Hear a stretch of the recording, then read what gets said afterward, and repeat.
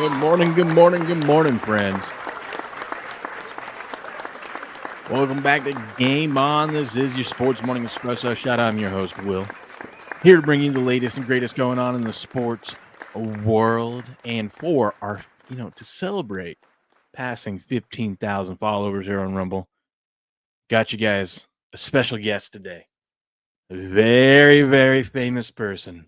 He will be joining us at 8 Eastern, 5 a.m. Pacific. So about a half hour, he will be here. I think you guys would be pretty excited. Very famous person. So that'll be fun. We got a lot to get into. It is the start of college football, week 1. We get 5 days in a row of football, college football. Now, not the best games, but it's something. We'll take it. We start off with Boise State and South Florida. I'll take it. It's something. So we'll preview that, preview some baseball. Dude, baseball was wild yesterday. Absolutely insane. So we'll get into that. First, I want to start with this. There's a new features here on StreamYard. So there's a new sounds. So here's their applause. That seemed kind of weak. But when I feel like you guys aren't giving me enough love, I'll just play this to make myself feel better. I know, I'm hilarious. Stop it. It's all right. No, we're good. It's okay. Yeah, I know. Funny. I want to see what some of these are. This one's called Punch. That's it. I think I like this better. Give my fucking hat. Damn, actually. I think I like that one better. I think I like that one better. This one's called Shannon Sharp. Just kidding, that was me. Let's see, what's another one? Guess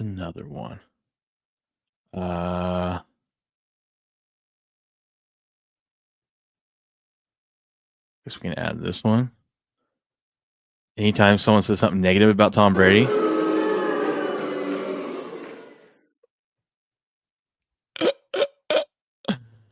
What else do we got? One more. I'll do one more and then I'll play with this later. Dude, these are.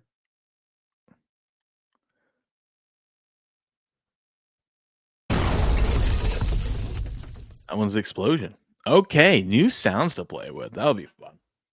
Okay, but before we get into today's show, let's say hello to everyone over here on Rumble.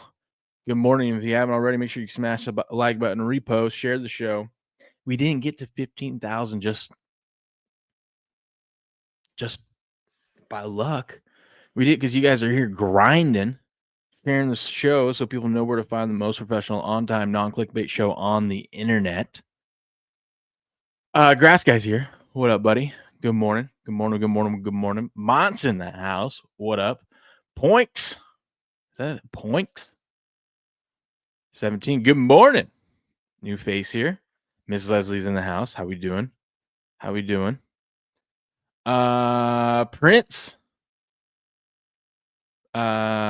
Hey guys, I'm new here. Can you all please follow me and like my content? Of course. What kind of content are you into? Oh, I forget you can't do that anymore. I used to be able to just click on you and it would pull up your thing. I'll do that in a second. What kind of content do you create?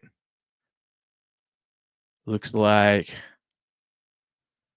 part 3 Marvel movie rankings. Okay. We'll check it out. Whoa. Grass Guy, easy. Grass Guy, you're really going to like the guest today.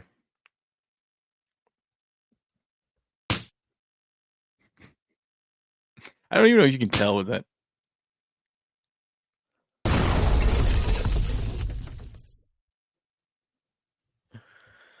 Oh, yes. Yeah, I figured it out. You click the pick icon. I'm new to this streaming thing, so still figuring out Rumble and everything, Like, give me some time. Give me some time. Anyways, let's talk about what's going on in the sports world. While we wait for our very famous guest to get here.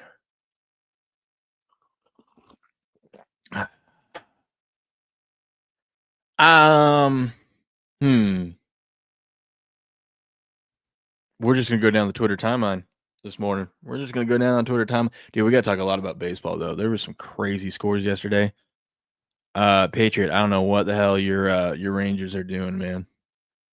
I don't know what they're doing. I think there's a new way to bet the Rangers. You know? Miss Leslie says, you have 15K followers. Time to stop acting like an amateur. You think this is acting? This is what I am. Oh man. But I every once in a while I deliver like this. Is that I never ask my clients to judge me on my winners. I ask them to judge me on my losers because I have so few. And we're about to hit that time because we're in football season, baby, and that's where I shine. That is where I shine. Then act like the most pro. I am the most. I don't have to act about like most pro. I am most pro. What are you talking about? What you talking about?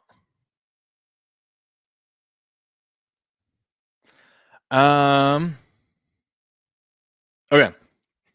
Sorry, I was looking at all my clips. Looking at all my clips.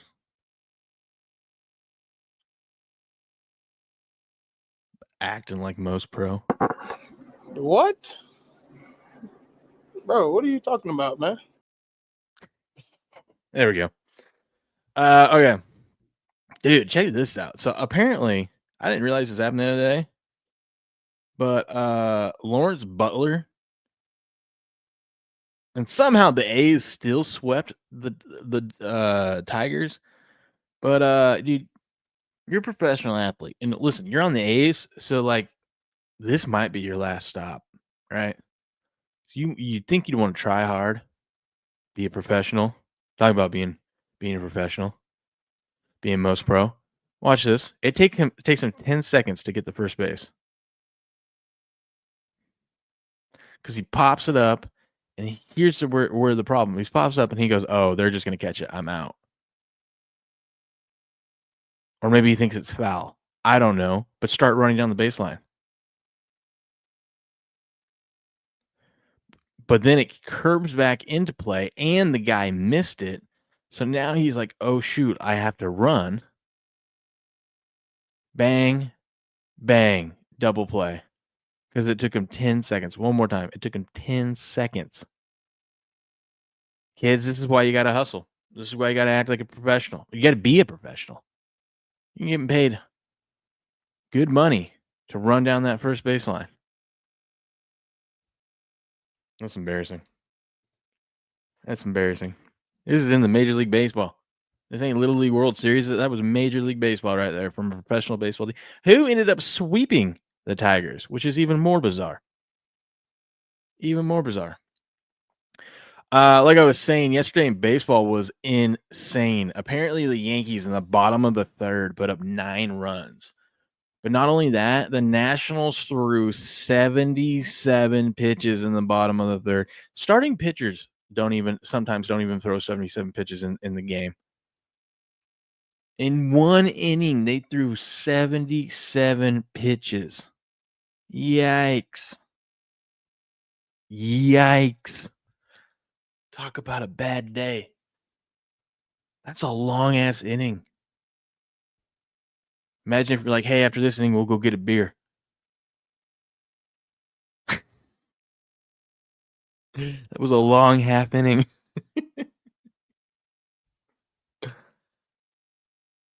I'd be like, well, we saw a full game's worth in one half inning. Let's call it a day and go home. You know? Let's back her up. We done.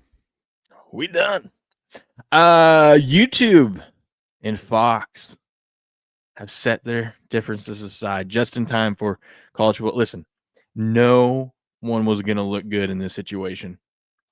All right? No one was going to look good. People were going to be pissed at both parties. There wasn't going to be someone that was going to win this battle. So they did the smart thing, and they came together, and they came together with a short-term extension. But that means now YouTube TV will have, Fox Sports, Big Ten Network. We'll have all the college football. All right. That's the main thing. We'll have all the college football. You're going to get Texas, Ohio State on YouTube TV. 12 p.m. Eastern Saturday. All right. So don't you worry about it. It doesn't bother me any. I don't have YouTube TV. But I mean, glad they were able to come together. I think we all knew they were going to come together. You know what's crazy? I mean, you see this a lot in pop culture now and whatnot. Like you follow like Geeks and Gamers and all of them, or Friday Night Tides. All the people that talk about, like outrage, or for example, the Cracker Barrel thing, right? There was a big public outcry, and they actually like were bullied into. I hate to use the term bully, but I mean they were bullied back into doing making the right decision, or the decision that the people want, and they listened. They didn't listen to them,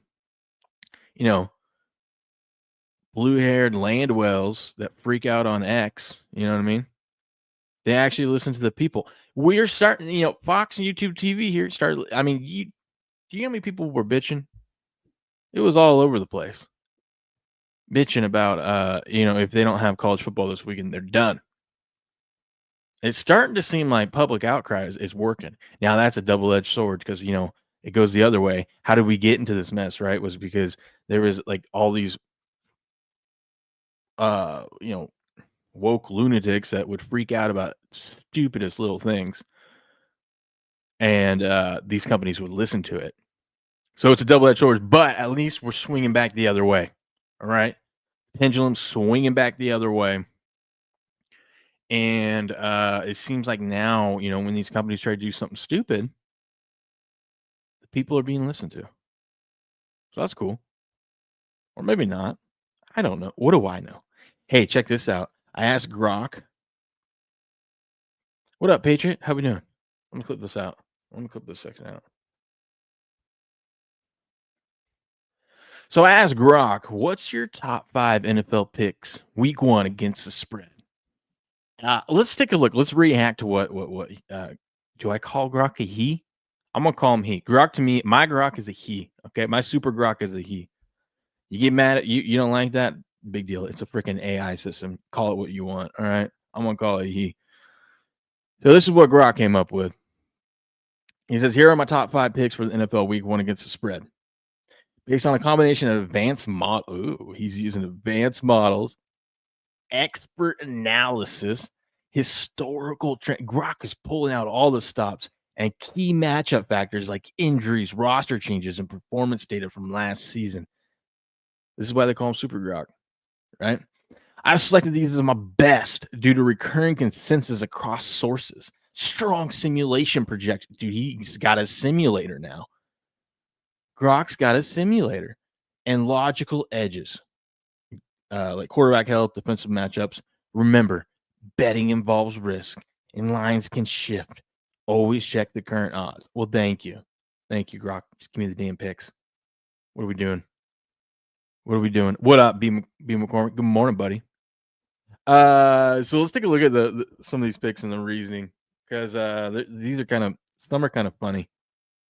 And it just shows you, AI is not fully there yet, and I don't think AI will ever master betting. Even though I know some of you guys have had really good success using Grok to make like baseball picks or WNBA picks. But his first one, and this isn't like the order or anything. It's just these are his 5 in no particular order. He likes the Bengals -6 against Browns. Seems like a safe square bet right there. Grok, you're not starting off. You're not looking too sharp. The Bengals dominated the Browns twice last year by 7 and by 18. Everyone did. With Joe Burrow healthy, their offense should exploit Cleveland's vulnerabilities. Models project them covering in over 60% of simulations, overcoming an early season rust. See, that's interesting. The most interesting part about this is his model projections of 60%. We'd love to see a little bit more about that.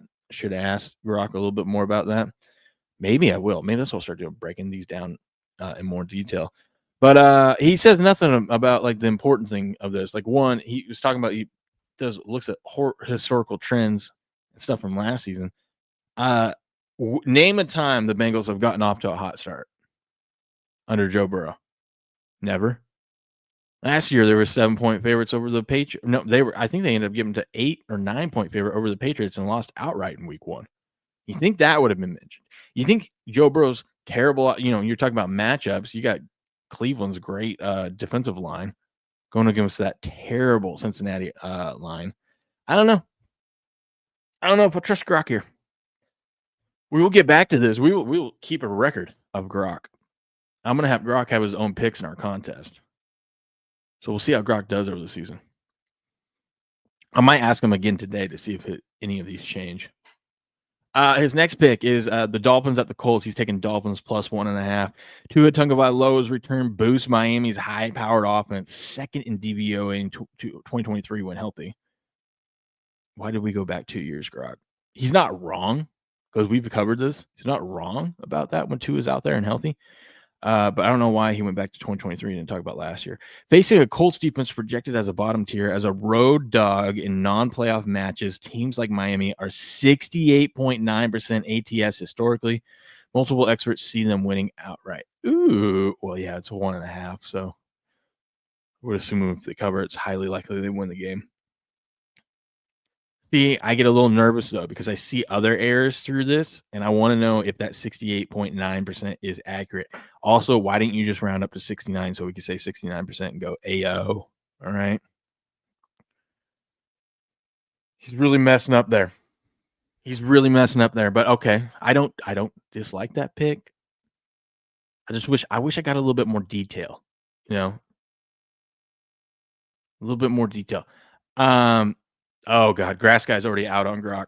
Grass Guy, I'm sorry, buddy. He's probably not a Grok fan after this.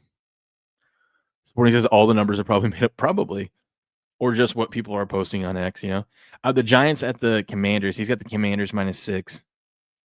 Another square bet. Washington, fresh off an NFC Championship run. Hey, you got that right. Won both games with the Giants last year and has Jaden Daniels leading a surging offense. Real quick, did you guys see that? The Commanders have only 5 wide receivers, 4 or 5 wide receivers on their active roster, and it's kind of scary, dude. I mean, you got pun intended, Scary Terry in there, and then you've got Debo, and then your next best wide receiver is Luke McCaffrey. I think it's fine. He's a project, but if they didn't sign Terry McLaurin, which now they got to worry about his health and whatnot out there because he didn't get any practice time during camp. They were in trouble, dude. And we know Debo isn't going to stay healthy the whole season, but he's going to be fun as hell to watch. So that's kind of – sorry, that was off on a tangent there, but definitely looking at the Giants week 1. So I would be opposite of Grok here. He says the model favors him covering over 60% of simulations, especially at home against a rebuilding New York squad. Over 60 – why is it always 60%? I don't know. Grok, I don't know if I trust you here, man. Grok doesn't know the taste of victory.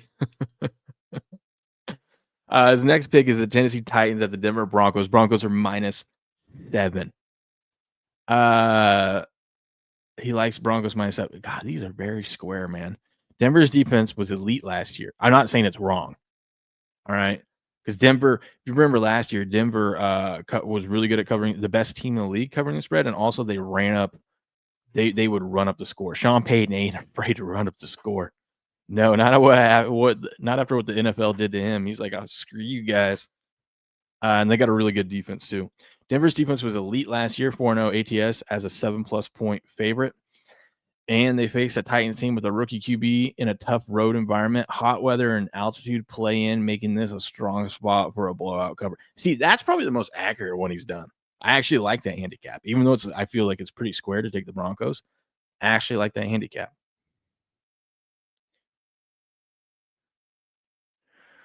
Sporting says you didn't prompt it right to get more realistic answers. Oh. Well, this is my grok. If your grok is a little bit smarter than mine, well, okay. But this is what my grok gave me. I'll work on it, Sporting. I'll work on it, okay? This is just first steps. We're all learning here. We're all learning.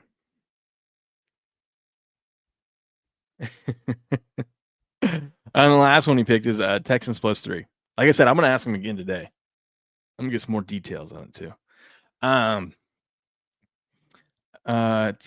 Texans at the Rams. He likes Texans +3. This is one where he goes, this one's terrible. And you'll see why. He likes the Texans +3. Why? The Rams struggle against the run. A Texans strength with Joe Mixon and Nico Collins healthy. What? First of all, Joe Mixon ain't playing. So he didn't get the latest update on that. And Nico Collins is a wide receiver. Maybe when he's saying Nico Collins is out there to be a threat, so it opens up the run game a little bit. Okay, I can understand that, but need him to elaborate a little bit. And Matthew Stafford's back injury could limit LA. Houston's revamped roster gives them an edge as an underdog in a potential shootout. Okay. All right. Good morning, Jay Wolvenar. How we doing? So yeah, definitely Grok needs some work here. Grok needs some work. We will be workshopping that, but I'm going to be doing this all year long and trying to perfect this and see if we can get Grok to be a master NFL picker. But let me know what you think in the comments below. Smash the like button, join, subscribe to the channel. Catch you on the next one. Boom. Eagles. Let's see. Sporting says Eagles, Texans, Tampa, Bengals, and Jaguars are actually Grok's top 5. I still don't know why he likes the Texans. That's his actual top 5.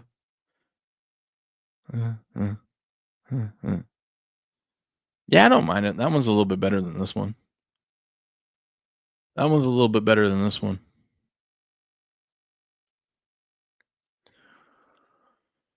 Oh, baby.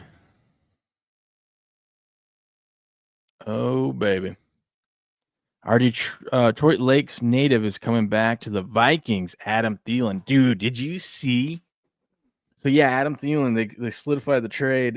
He's going back to Minnesota. Did you see? I think the coolest thing of that is how excited his kids were to be leaving Carolina and going back home. His daughter was all jumping up. His son's like in the car staring at his mom like, are we going home yet? Are we going there yet? Are we there yet?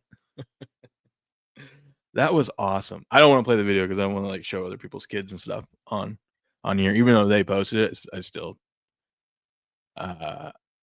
you can go look at it for yourself. But that was so cool to see. Cool trade, cool deal. See, Grok can't even spell Eagles. This is cool.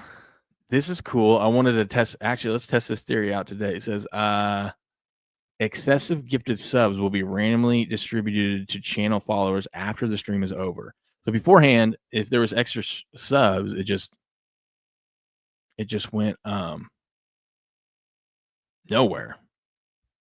I mean, the creator still got the gift, but now extra subbies, gifted subbies will actually go to random people followers. So that's pretty cool. So let's test it out.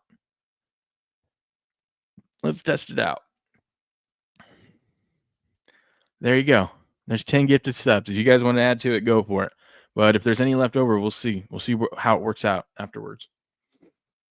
But come get your gifted subbies. Get you one. You're welcome. Good morning.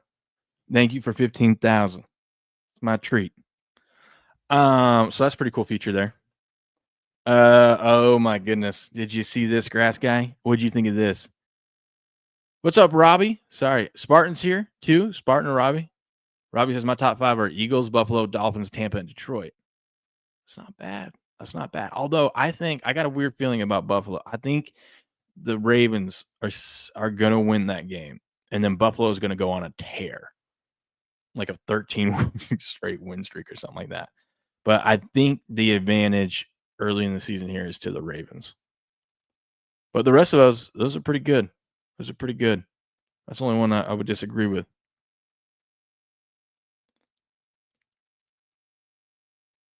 Ms. Leslie says it's really great of them to finally do this. Yes, absolutely. Absolutely. Did you see this, Grass Guy? Oh, Tommy DeVito is now a Patriot. Let's go.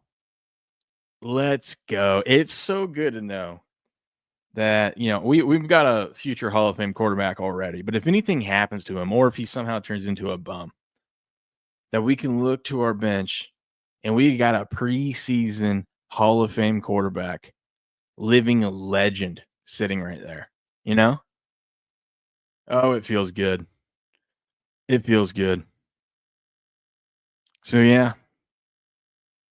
Patriots, AFC Championship bound. Book it. The Ravens and all-pro safety Kyle Hamilton have agreed to a record-breaking 4-year extension worth over $100 million, with $82 million guaranteed. The deal, which averages $25.1 million per year, makes Hamilton the highest-paid safety in NFL history. Highest-paid non-QB in Ravens history. There you go. That's pretty cool. Get your money, son.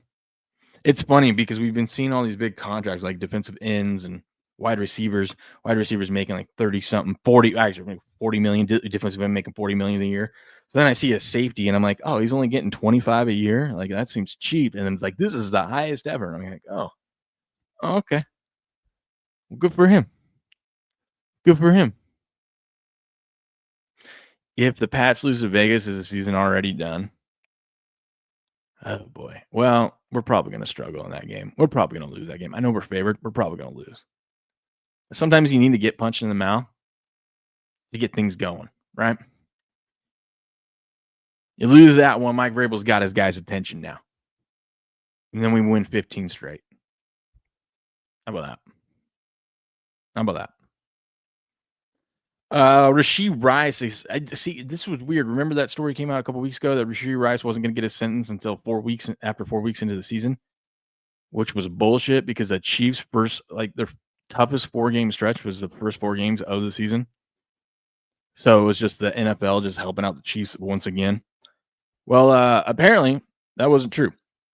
The NFL came out and gave him a 6-game suspension for violating the NFL's personal conduct policy with that car wreck and fleeing the scene and all that stuff. And it's effective immediately. So he is not going to be there. This is huge. This is huge for the Chiefs. Or I guess it's bad news for the Chiefs.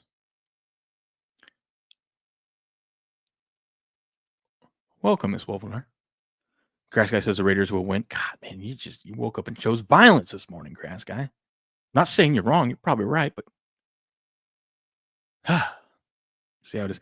But this is huge because it's like I said, the first 4 games are very, very tough. But I mean, these guys are old.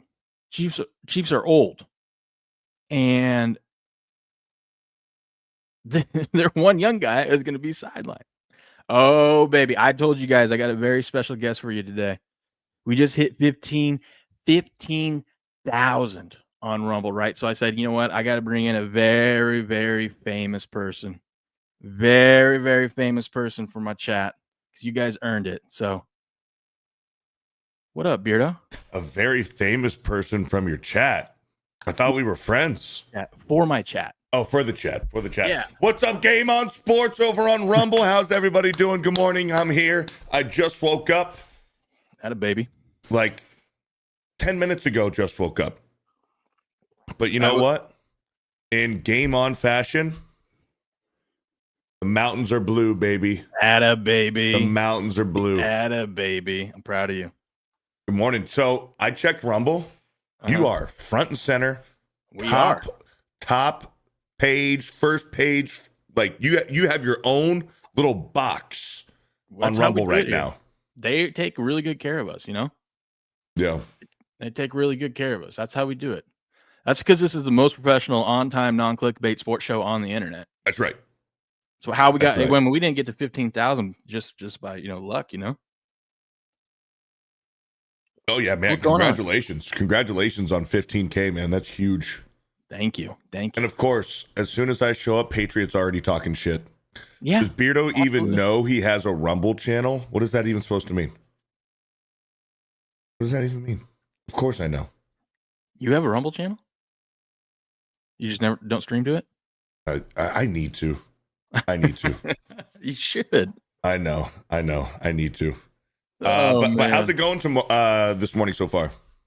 Good. Just going through some news we were looking at. I asked Grok. We spent some time covering. I asked Grok his 5 best picks against the spread for week 1. Okay. He's not there yet. He's not there yet. But apparently, Sporting's telling me I didn't ask it the right way, so I got to fine tune. I'll mess around with it again today. See if we can get some better one. Like for example, Grok threw in there like he picked the Texans because he likes Joe Mixon and Houston's running game. Joe Mixon ain't gonna be there week 1. What are we doing, Grok? Yeah, what are we doing? Yeah. So What the we heck? just got to fine tune it. Interesting. Yeah, but you excited that it's the first day of college football today? Week 1? Today? Oh yeah, we got Boise State in South Florida tonight. Dude, we have like 12 games on today. Yeah. Okay. ESPN just showed me one. How do I fine tune this? Oh, top 25. Do I have to do? Yeah, you got to go to all. Yeah. I mean, they're not the Okay. best games, but they're games, Yeah. I'm real excited about Saturday. Oh yeah. Texas, Ohio State, 1-3. You kidding me? What if if Texas gets blown out, do we just sell our tickets and not go? Absolutely not. Absolutely not. Okay. And that's not gonna happen. That's not gonna happen. Come on, we're talking about SEC versus Big Ten. Okay. It's true. SEC, Texas, one of the most tenured SEC teams, the Texas Longhorns. What about? Now, I'm not wishing for this to happen. I'm just hypothetical because I just don't even say it. I know what you're gonna say. Don't even say it. What if that happens? I won't We're say still going. We're still going. Okay. I want to make sure how committed going. you are because I'm flying across the damn But country. you cannot say that. You cannot say that. I won't even put it out. Okay. There. Yeah. I won't. I knew exactly where you were going to go with that. BMAC, throughout the mommy milkers. Here you go. You got some tickle bitties and you don't know how to swing? Well, I'm here to help you. Next, you want to tuck your right arm and lay your left arm on top of that mommy milker. Bombs away? Hell yeah. I missed that. Oh yeah. Next Sunday morning, bro. Next Sunday morning. We're back every Sunday. Dude, me and you are going to go back to back Game On, and then are you going to do Game On and then Sports Wars every Sunday morning this football season? Yes, except for unfortunately week 1 I won't be live there, and I might miss Sports Wars week 1, which is week 1. You're not going to be doing yeah. this week 1. I was supposed to take my son camping for the first time a couple weeks ago, but then everyone in the house got sick, so we had to cancel it. And the only weekend that I could make up for it was next weekend. So Okay. kind of a big deal. He's 5. We're gonna go out camping in the woods for the first time. That's cool. Yeah, that's cool. So are you going to watch football though? I don't know. I'll keep you updated. I'll keep you updated if you have reception. Yeah, we'll see. But no, it's after that. Yes, we'll be live in the morning, of course, and then going to Sports Wars. I'm thinking about doing a Friday night show, kind of like I came up with the name of it. Now I forgot what it was. But anyways, just got a betting weekend preview, Okay. Something like that. And that way maybe I cancel the Saturday morning show. I sleep in at least one day a week. Yeah. Anyways, what were we gonna get into next? What was I gonna ask you? Oh, did you see this news? Get over here. Here we go. Brady's now allowed to actually be a part of team meetings and talk to coaches and players now. So last year he couldn't do anything. Right. So is this a new rule, or did he sell some of his shares? Or he just got permission from the league. The league voted on it and agreed to allow him to do it. He can't go to Interesting. practices still. He can't go to the actual practice, but he can at least go and talk and do the player meeting, like, interview them like they do, which makes sense. I mean, he's not going to get any advantage by going to the locker room and talking to guys. You know what I mean? Yeah. Yeah. Plus, it's not like even if he went to practice, you think Brady would cheat? No. Come on, man. He's got no history of that. So he's Zero. allowed to take part in production meetings with coaches and teams this season. Yeah, last year he would just have to show up blind, like his co-host would be able to go in and do all that stuff, and he would be like, "Yeah, I didn't for get to talk." Fox. Yeah, you know how For like Fox. Okay. you know you hear like Chris Collinsworth like, "Yeah, we talked to him this week, man, and they were really into stuff like that." Brady couldn't go and do that, but now he can. Gotcha. I thought this was for the Raiders. Now he's able to have more like influence on the Raiders now, because there was a conflict of interest, right, with him, with Fox, and also being a Raiders minority owner. I thought this was he gets to be more involved with the Raiders, but no. So as a color commentator last year, he couldn't do that. Yeah. Which kind of makes the job tough, especially in your first year. But now you can with the Raiders, he's there at Raiders practices and training camp and all that stuff. He the Raiders were the only team that he could go to. But now he can actually go talk. He can't actually go to the actual practices, but he can go talk to players and from other teams. Okay. Cool. Yeah. Interesting. Yeah, I thought it was the other way around. Good. Yeah, that's stupid that he wasn't allowed to. Let the man do his job. That's crazy. I mean, there's no way that Tom Brady would have favoritism towards any other team in the league. He's perfectly non-biased. No, absolutely not. Mighty Megatron says, "Where's the college pool wheel? College starts today." I'll open up a college pool. I forgot to look into that, but I could start it next week. We could all just miss out on week 1. You know what I mean? Which I know it sucks, but I mean, it'd make it more fair, because forcing everyone to try to join today would be kind of tough. And Mighty Megatron gifted me a membership, so thank you. You did. Baby. Did. Look at that. Had a baby. I want to apologize. Ever since I joined, you've been going down viewers, so that's clearly my fault. No. They put it just means like the next show is up there. See, these guys are up now. Gotcha. Yeah. Okay, you're right there. You're number 2. We're right there. We look good. Yeah, we look good. Great thumbnail too. Thank you. I stole it off the internet. I just searched college football week 1 preview and just stole it. So, but thank you. Yes, I worked very hard on it. I put 0 effort into my thumbnails. I use the same Super Bowl background on almost everything. Mm-hmm. Because why not? Because I figured out when I try really hard, it doesn't look as good as I think it looks, and it doesn't matter. So why waste the time? You know? I might be able to get my guy to make you a badass background that you just use all the time. If you want. Yes, I would love that. What up, T Stark? You're welcome. Trying out this new thing, Rumble. So I don't know if we're gonna have any left over, but that's fine if not. But Rumble created this thing now where, and I think YouTube has it too, where when you give gifted subs and if they don't get used up, it used to just be like it would just go to waste. But I mean, the creator still got the gift, right? But now it's going to randomly go to followers if there's any left over. So we're going to put that theory. Oh, interesting. Okay. Yeah, they'll get an email about it and everything. Cool. Patriot. So he failed at color commentating. So now he's going to try front office of the Raiders. Listen, why did you guys wake up this morning and choose violence? Did you see that StreamYard has these new sounds? I haven't seen the sounds. Yeah, there's stuff like their applause. Whoa. Okay, that's cool. Then you can do like a punch. Okay. An explosion. Okay. Yeah. This the is one for one is useful. Yes. I like my applause better that I uploaded on here already. But when the chat's picking on me, I'll just do this. Thank you. I know. I'm funny. I'm funny today. Thank you. Brady's first year of color commentating was a little rough. He got off to a shaky start. He was just glazing everybody. Like he wasn't critical. Last Well, year he was a couldn't be, though. lot He better. couldn't be. Yeah, but he couldn't be.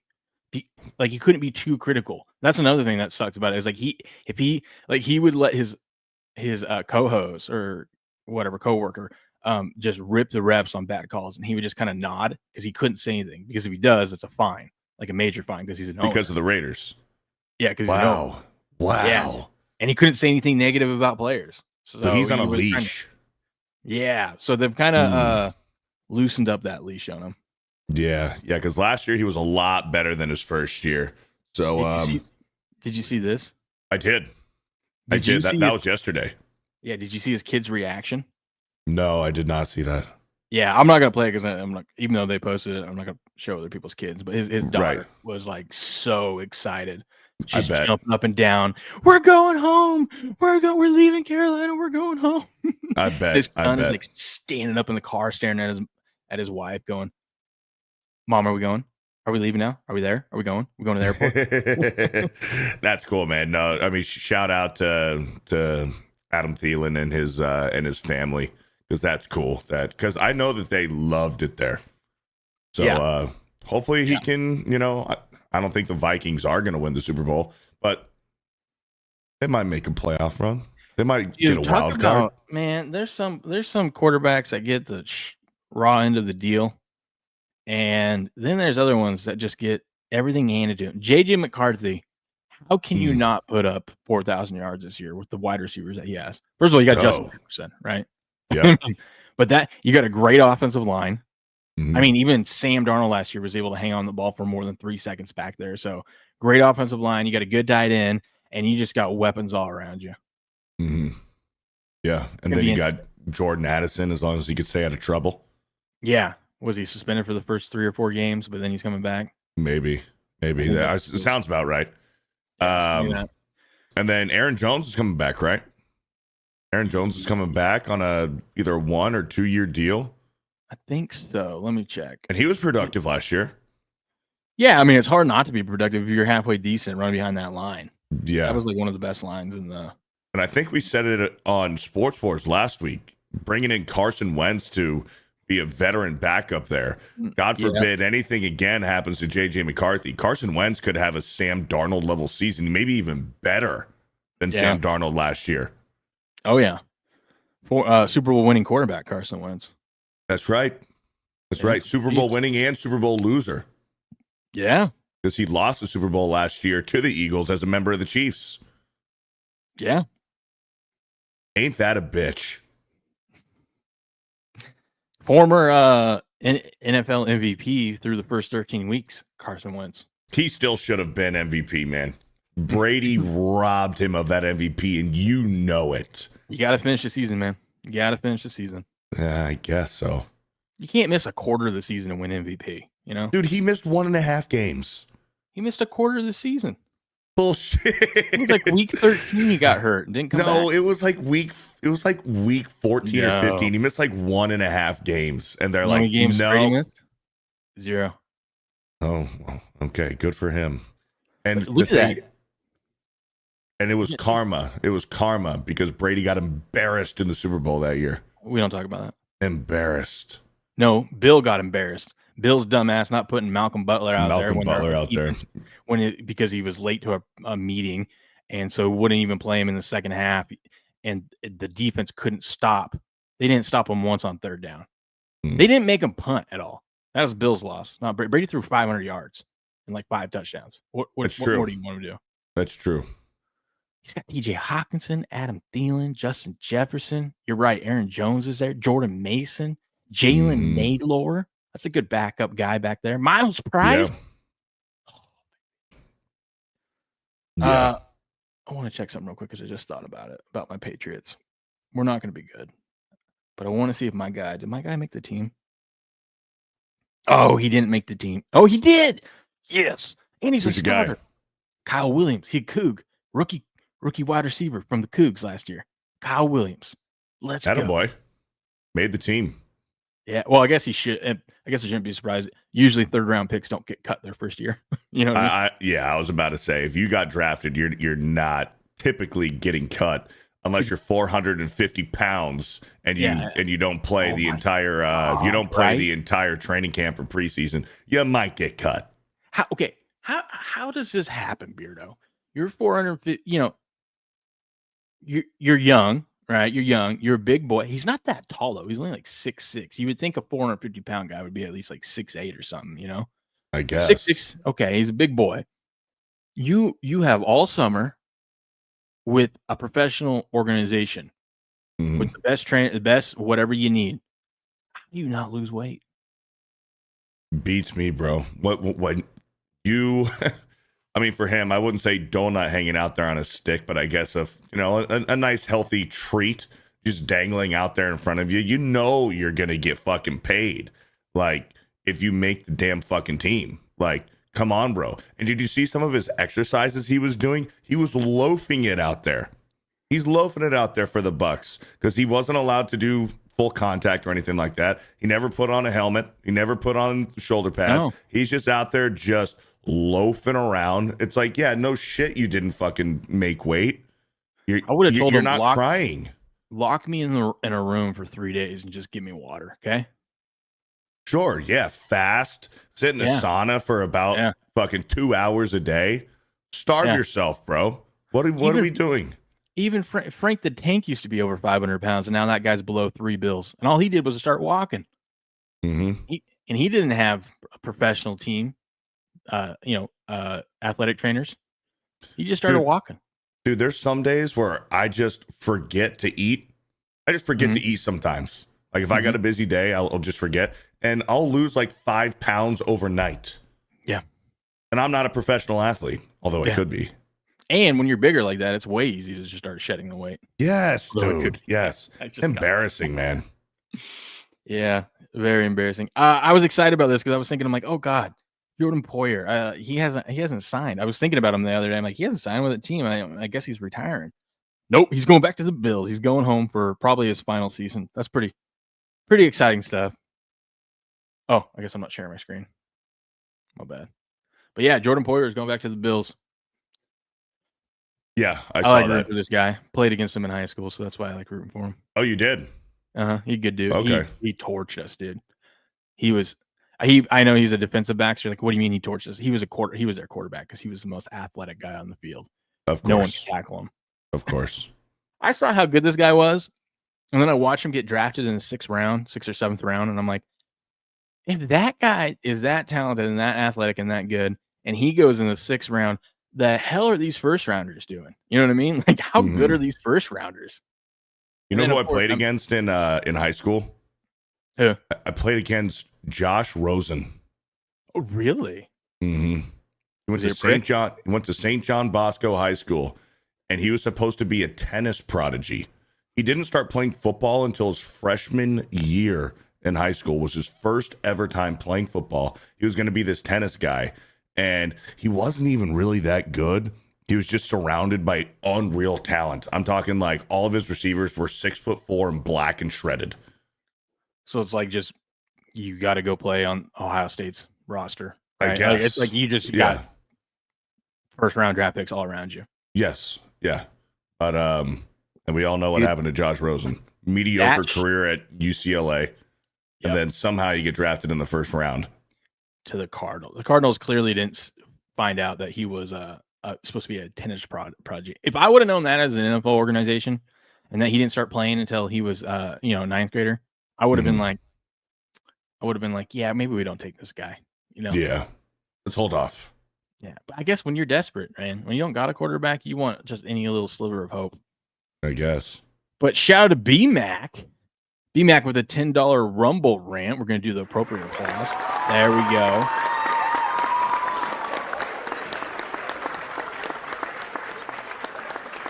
Oh, I love, too, that the Rumble rant comes in orange for you. He's a big Tennessee Vols fan. Okay. Got the orange on, baby. Appreciate that, B-Mac. Appreciate that. Did you see that Morgan Wallen was able to get Peyton Manning to come out in full like shoulder pads and helmet Tennessee gear for one of Morgan Wallen's concerts? Yeah, Morgan Wallen was doing a concert at the Vols Stadium, and he always comes out with the posse. He always comes out with like three guys that are famous like in that town. And Peyton Manning came out in full uniform, bro, with his old Cage face mask that he wore at Tennessee. Dude, that's freaking awesome. Yeah, that's awesome. He's a good sport for that. So, your Giants. Yeah. I want to go over this with you because we've covered this, but I want to go over this with you. Warren Sharp's got some pretty good details here. This is a pretty good. First of all, Beardo, look how this is the PDF version. Look how thick this book is, dude. I know I've talked about it on Sports Wars, but we've been covering this past like month and a half. And that's just for this year. Just for this year, man. Good little betting guide. But it's just it's just honest. It's honest stuff. Just stats from last year, projections this year. He's big on rest advantage and disadvantages. I think the Giants here, they actually fare well. They have +1 game rest advantage throughout the season. But why don't you tell before we dive into this? Why don't you give a little brief overview of how you feel about this upcoming season? I'm going to step away real quick. Okay, man, this upcoming season for the Giants. Chat, you know me, diehard Giants fan, but I've been super realistic this offseason. I'm like, let's not get our hopes up, boys. I've gotten my hopes up before in the past, big time got my hopes up. A few years ago when we made the playoffs, we beat the Vikings in the playoffs. I'm like, okay, we got a squad here. And then we extend Daniel Jones. And it all went downhill from there, man. Saquon Barkley, bitter taste in his mouth, jumps ship, goes to Philly in our division, goes back to Pennsylvania. And I wanted to go into this season very realistic. Maybe 5 or 6 wins. But holy smokes, everything that I've seen out of training camp and preseason about this Giants team. Let's start off with the defense. Oh my gosh, the defense. Those guys are flying around, dude. I mean, talking about Brian Burns, Kayvon Thibodeau, okay, bringing in Abdul Carter, maybe the best pick in last year's draft. I'm excited about the Giants' defense, and I wanted. You're welcome for that pick, by the way. Patriots gave it to you. For who? For Abdul Carter? We won against the Bengals to start the season off, and then we won the final week of against the Bills, against their third string, or else we would have had the number 1 overall pick. Well, we didn't have the number 1 overall pick. I know, but like obviously, the quarterback's going to go first. But if New England had the first pick, they're probably taking Abdul Carter if they kept it. They're probably taking Travis Hunter and his wife. Oh God, no! Hey, shout out to them though; they just had a baby boy. Congratulations! They did. Yeah, apparently she was pregnant before the wedding.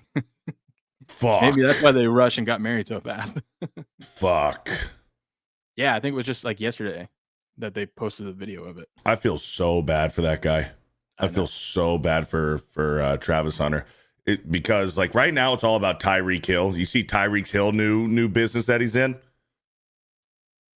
Like what happened to Tyreek Hill? I saw his divorce settlement. Yeah. Married for 17 months. Mm-hmm. 17 months, bro.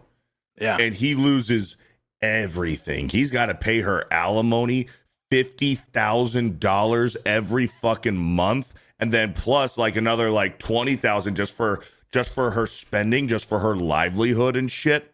Mm-hmm. Like, so she has like fucking, so she can go get her nails done and shit. Plus $100,000 for a car. Yeah, the car. She's rolling around in his Rolls Royce, and he's got to give her $100,000 if she decides to give the Rolls Royce back to him or something like that. Plus, she also has rights to his fucking house. Yeah, she gets to live in their $5.5 million mansion, and he's got to continue the mortgage payments and like utilities and whatnot. And he's out of there. He's out of there. Yeah. And she gets to live in this fucking mansion. 17 months, bro. Dude, you know what was crazy about that? He says he's got to maintain the mortgage payments on the house. I go, Tyreek's made a lot of money. How does he have a mortgage payment on that? No, and he also has like 13 kids with 13 other women. Yeah. Like Tyreek Hill is going to be a sad story once he's retired. Well, and once he's he going to be retires, sad. that monthly, once he doesn't have paychecks coming in, that $50,000 goes away. Okay. But It's just going to while be he's sad. making that kind of money. He's going to be broke. He's going to be broke 5 years after he retires. He's going to have zero monies. Not unless he teams up with Antonio Brown. Booming. I guess. Booming. I guess. You were talking about hope with the Giants. Yeah. I'm in the same boat because my Patriots, I know we're not going to be good, but I don't want to talk myself into getting hyped up. But then we got Vrabel. We've got some nice pieces. We're building a team. We're in the building process. We're heading in the right direction. But man, I can't help but get excited. What's the win number Dayball's got to get to keep his job? 7 wins? To keep his job? Yeah. Fuck. That's tough to keep his job. Because he can make an argument. He's like, listen, you guys haven't given me a quarterback to develop. I was stuck with Daniel Jones, and you guys extended him. Although I will argue the extension of Daniel Jones, not saying that it was smart to extend him, but the number you got him at was actually a really good deal because you got out of it pretty easy, and it was only like 20-something million a year, which for a starting quarterback is pretty damn good. Especially since we see some backups making 15 million. Daniel Jones is making 14 from the Colts this year, right? So it's not that bad of a deal, but Antonio Cromartie levels. That's right. But I think Dayball's a good coach, but I understand it's like, hey, we need you to do something now. Yeah. But he can make an argument like to ownership, like, look at we got some shine here on this Jackson Dart. Obviously, you don't want to put him out there right away. Let Russ. I mean, you brought Russ in for a reason, but I feel like there's got to be a certain, especially being in New York, and that schedule, dude. And we're gonna get into it. That first 8 weeks, actually, you can argue 9 weeks is pretty brutal. But the back end is a lot more promising. And so I'm thinking if he can get to 7 or 8 wins, their season win total is at 5.5. If he can get to 7 or 8 wins, I think they bring him back another year. I would like to, unless we absolutely fucking stink and we win 2 games this year, then get him the fuck out. But if he can win 7, 8 games, I think that should be enough. But this is John Mara we're talking about. John Mara is a fucking, he is, how do I say it? He's not his dad. He's not his dad. Okay. But John Mara did help us win 2 Super Bowls against your Patriots, the undefeated Patriots in 2007, 2008. Yeah. Thanks. So let's not forget that. It's the first time I heard that. Yeah, ever? Yeah. I'm excited about the defense. I think our defense is stacked. But the offense is promising. I don't love our wide receiver room, other than Malik Neighbors. Darius Slayton's been there a long time. Wan'Dale Robinson seems to have trouble holding on to the ball. And Jalen Hyatt can't catch he can't catch nothing, dude. He's got brick hands. Jalen Hyatt, he's fast. He can't catch jack shit. Dude's terrible. I wish he would have been a cut. I wish we would have cut Jalen Hyatt. That dude's a bum. Did you see Jackson Dart is actually the backup QB? Jameis is QB3? Yeah. I'm not surprised by that. See, the hardest thing about like when you're not playoff bound, right? You know that. Highly unlikely. I mean, you could get there, you could squeak in if everything goes your way. But the hardest part about like when you have a rough start to a season like this, if you're getting your ass kicked for the first half of the season, and then look, it opens up, it's a lot easier, but it's really hard to keep you guys motivated there when you've got 1 or 2 wins, right? Let's just say that's where they're at, right? A couple wins. So it's like, how do the team already knows the season's done, right? Obviously, they're still playing for a job, fighting for a job, and want to keep their job, but it's really hard to motivate your team, especially when you're in a New York media that's just, and the fans there are going to be pissed at you. You're going to be in the hot seat, but the wild card, the one play that he has to give some life back into his team is to make that quarterback change some point in the season. Because you get some new hope, new blood in there. Like, let's try this guy out, Yeah. That's what it is Jackson Dart. And because the team so far looks like in the preseason, the team really likes Jackson Dart. But I hope that the locker room is also realistic, that give the kid time to learn how to be a pro. Let him figure out what it is to be there on a Sunday morning, on a Sunday afternoon or Sunday night on the sideline. Let him get a rhythm down for what the pro level is like before you just throw him out there into the fucking fire. I can't wait to see how much. Let him Jameis develop a rubs little off bit. on Jameis, I love the quarterback room. I really do. Yep. And I do think Smart. it's the right choice to put Russ out there. I don't want to put Jackson Dart out there just, defend for himself against the fucking Lions out there. Hail chat, what's up? Will and Beardo, Panthers robbed Minnesota in that trade yesterday. Yeah, what did Carolina get in return? Carolina got a 4th and a 5th round, and then Minnesota got Thielen, obviously, and a 6th and 7th round pick. I was surprised they got a 4th round pick. It was, I wouldn't say robbed, but it was a good deal all around. They mainly just wanted their guy. So hell, if they can get a productive Adam Thielen that stays healthy the whole season, that trade was a good trade for the Vikings. Mm-hmm. But anyway, so like I was trying to go into the season super realistic for the Giants. 5 or 6 wins, maybe 7 is our ceiling. But after what I've seen from training camp in the preseason, now Jackson Dart, they reeled me back in, man. They reeled me back in. I'm like, shit. It happens every year, dude. We might be halfway decent. Yeah. Well, Russ man. is still, and I hate the guy. I've always hated him. I think he's fake as hell. But I will admit, he's not as bad as he's been the last couple of years. Even his stats last year, I mean, everyone, thought he was terrible in Pittsburgh. If you look at his stats, he's still really good at throwing the ball down the field. Yeah. So yeah. Russ he's going to be a good game manager with that defense. He's still got the monkey on his back as far as the reputation goes from that 1 year in Denver, his first year in Denver. Mm-hmm. Nobody's ever forgotten about it. Nobody's forgiven him for it. So if Russ is just mediocre, if he's just good, people are still going to remember that 1 year in Denver that he had where he crashed and burned. But Russ has been pretty consistently just good. He's been just good enough. I'll tell you what, if I'm still alive in Survivor Week 5, Giants are going to be my pick against the Saints. Well, okay. Yeah. Okay. I mean, do you want to run through the schedule here? Yeah, we'll run through it. I wouldn't be surprised, Beardo. I've got this weird feeling this last couple of weeks I've been marinating on this. I got a weird feeling. About week 3? No, that the Giants are going to be 2-0. Ooh. And then I have a feeling. Stop talking to me like that, man. I've been talking with Grass Guy. I have a feeling that they're going to be 2-0 for some reason. I think I can make an argument against both those teams. Their division, they're on the road. That's tough. It's highly unlikely they're going to be 2-0. I get that, but I got a weird feeling. I wouldn't be surprised if they're 2-0. And then we kind of fall out. We come back down to earth a little bit. You maybe get slapped around by the Chiefs, get slapped around by the Chargers, and then you get back on track with the Saints there, and then you got a rough 4 weeks. But I think I don't know. What are you thinking about the schedule? What stands out to you? I'm thinking in the first 2 weeks, I think we go 1-1.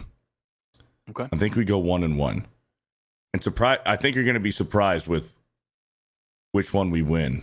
I think we win week 1 against the Redskins. I think and then I think we go to Dallas and we drop 1.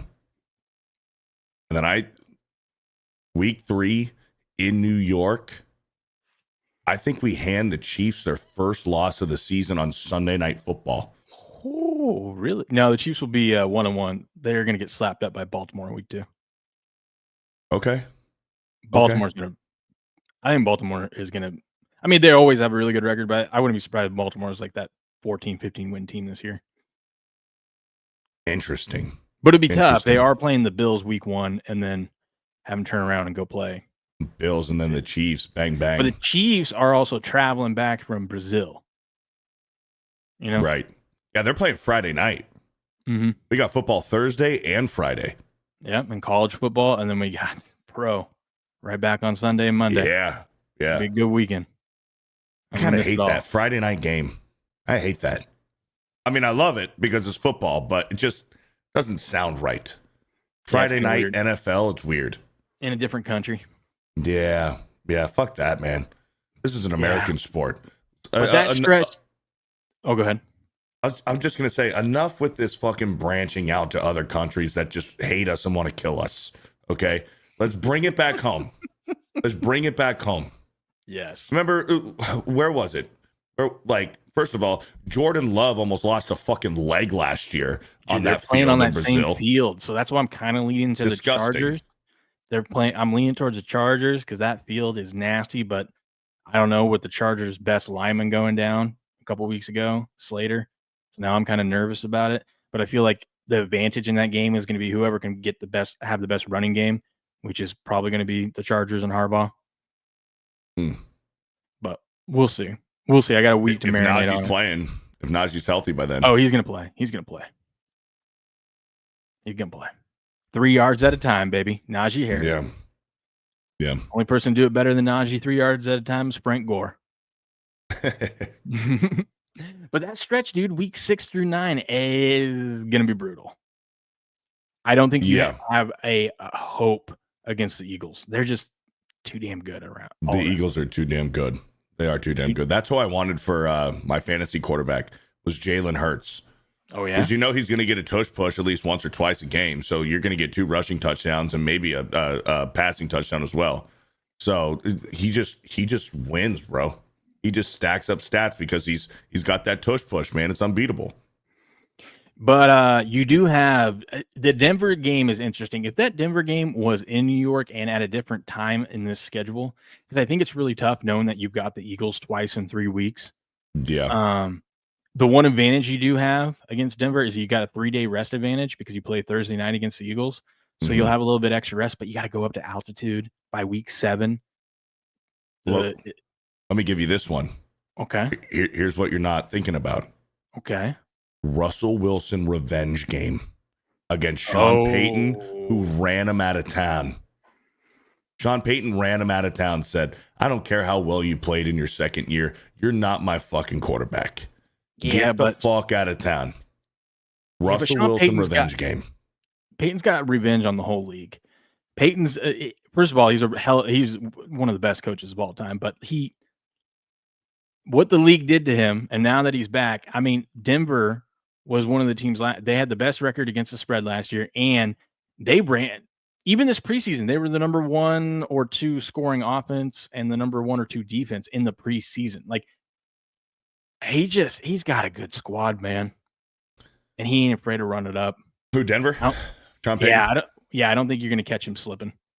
Yeah, Sean Payton's a fucking scumbag. He's a scumbag. Hell of a coach, though. Yeah, I guess, but he deserves what's coming to him, man. He pulled an Urban Meyer down there in New Orleans. He's like, I'm a family guy. My kids are getting older. I'm gonna retire. My heart's bad and stuff, and I'm just gonna retire. And then what? He's like, fuck my family. I'm gonna go back and coach in the pros. Like, no, dude, you're a scumbag, okay? Don't be fucking pulling an Urban Meyer like that. Sean Payton deserves to fucking suck. But at least he's good, unlike Urban Meyer. Yeah, that is true. He's got that going for him. Like, if you're going to do that and you're going to ruin it and ruin your family and all that stuff, at least you better be good, you know? Yeah. Well, that famous clip of Tom Brady. What was it? Who were they playing? He was yelling at his linemen because they were losing after, like, the third quarter to, like, the Panthers. No, it was the Falcons? But he's like, I didn't leave my family, my wife and family, to be losing to oh no, it was the Steelers. He's like, I didn't leave my wife and family to be here losing in the third quarter to any ticket. That's right. I remember that on the sideline. I remember that. That was legendary. That San Francisco game is going to be interesting. Depends on San Francisco's health. That's going to be interesting. Yeah. Depending on San Francisco's health, absolutely. In San Francisco, Yeah, so we lose to the Chargers. We beat the Saints, drop one to Philly, win in Denver, lose to Philly again. I hate that. Philly, Yeah. 2 out of 3 weeks. I hate that. What are you thinking, Roger Goodell? What the fuck are you thinking? San Francisco is going to be interesting. I think we knocked the socks off of Chicago. Yeah. And then, but here's what's tough, dude. A lot of people are thinking Green Bay is going to be good this year. I think Green Bay is going to be more of the same, just slightly above average. What up, go-to Rebu? How you doing over in the chat? Well, I'm right there with you on Green Bay, but we did the Green Bay preview and in this book and really broke down the stats. Jordan Love is actually, and I don't really care for the guy all that much. I think he's overrated. But if you actually look at the stats, when he's out there, he is really good.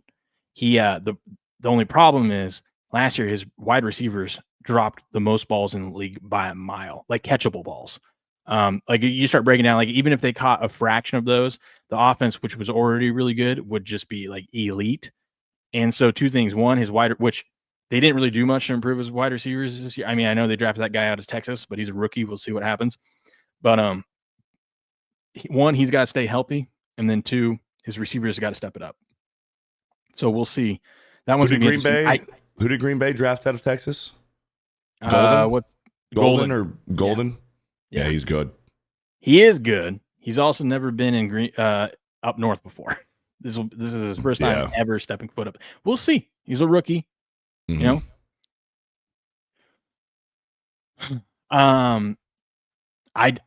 This is going to shock. Detroit's going to be tough. This is going to shock you. I like you guys against my Patriots. You want to know why? Why is that? There's just because look where your bye week is. Very late in the season. I think the actual last week you can have a bye. And week 14. Historically, teams, especially when they're on the road and they have a late bye like that, they actually play really well.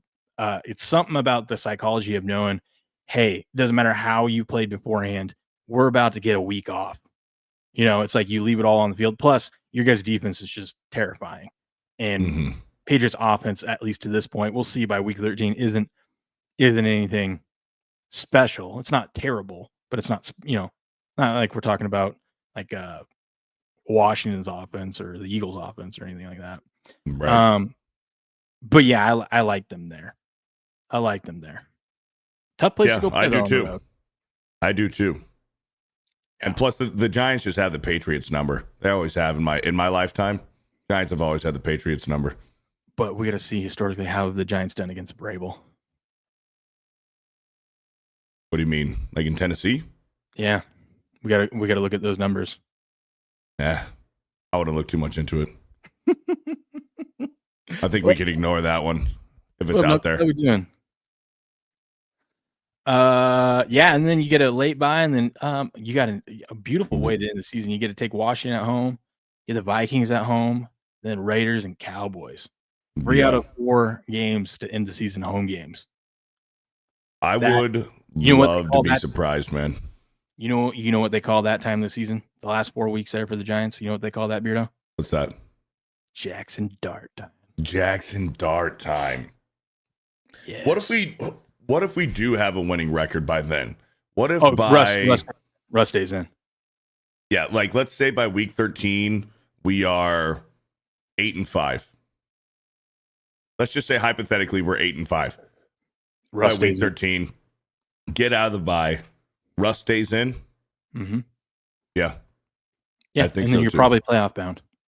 Yeah, and then Russ gets injured, and Jackson Dart leads us to the Super Bowl. Okay, that'd be the way to do it. That'd be the way to do it. Yeah. Is Micah Parsons getting traded to Green Bay? No, those are just rumors. I don't think he's getting traded. Honestly, I think what's going to happen with Micah Parsons, he's going to play for the Cowboys this year. Jerry will not trade him. And there's going to be a handshake agreement between him and Jerry that pick a day when the season ends. You tell me the day. We'll sit in here. We're going to hash out and make you the highest paid non-quarterback in the league. But Jerry has all the leverage right now. So I don't think Parsons is going to play next week. But I think he'll be at practice. but I don't think he's going to play. You don't think Mike is playing week 1? No, and Schottenheimer even talked about it. He said, if all goes well, we're going to have to keep him on a pitch count if we do play him. Wow. Well, it's a long season. It's the Yeah. Eagles. He hasn't taken any reps. I mean, yeah, he's in great shape, but you still got to go out there and get hit a little bit. Yeah. And I don't think he would want to do that either. It's like, hey, you're in a contract dispute. You're on your last year. You don't want to get injured, so why would you risk it? I would love for him to be on a pitch count week 2.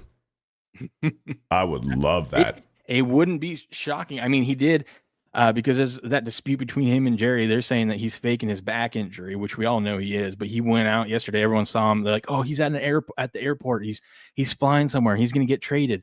Apparently, he flew out to go get a second opinion from a doctor, just so he could cover his bases. Because there's that, Jerry Jones could file a grievance against him for sitting out and not showing up, and he could file a grievance against Jerry Jones for trying to negotiate with him and not go through his agent. So that's the nuclear option. If we get there where they're starting to file grievances against each other, that doesn't look good. Yes, then he's gone. Then he's not playing in Dallas anymore. And you know what? That might happen. There's a possibility that happens because nowadays the money these players make, like I think it's just generation, partly a generational thing, but also it's like, yeah, Micah could make $40 million a year, but if he was, I think players these days, the mentality is, where am I going to be happiest? Clearly, I'm not happy in Dallas. I'll go take 35 from another team. He's still going to get over 125 million guaranteed in his contract wherever he goes. So it's like, what's an extra few million dollars when you're making over $100 million, right? Yeah, like Saquon. Yeah, exactly. I'm almost certain. You might have to correct me if I'm wrong, but when Saquon was a free agent, I think we offered him like $1 million or $2 million more per year than the Eagles. I think it was about $2 million more. And then he still went to Philly to play behind that offensive line. It worked out. He got on the Madden cover. And better than that, he won a fucking Super Bowl. And he should have won the MVP last year. No, better than that. Because he was on the Eagles and he did that backwards hurdle, he got, not only did he get on the Madden cover for it, but probably even more so than the Super Bowl win, he got memed on top of Travis Kelce and Taylor Swift proposal. Did you see that? No, what happened with that? So there's that picture of him proposing, right? Right. And then someone cropped Saquon doing that hurdle right above him. I love it.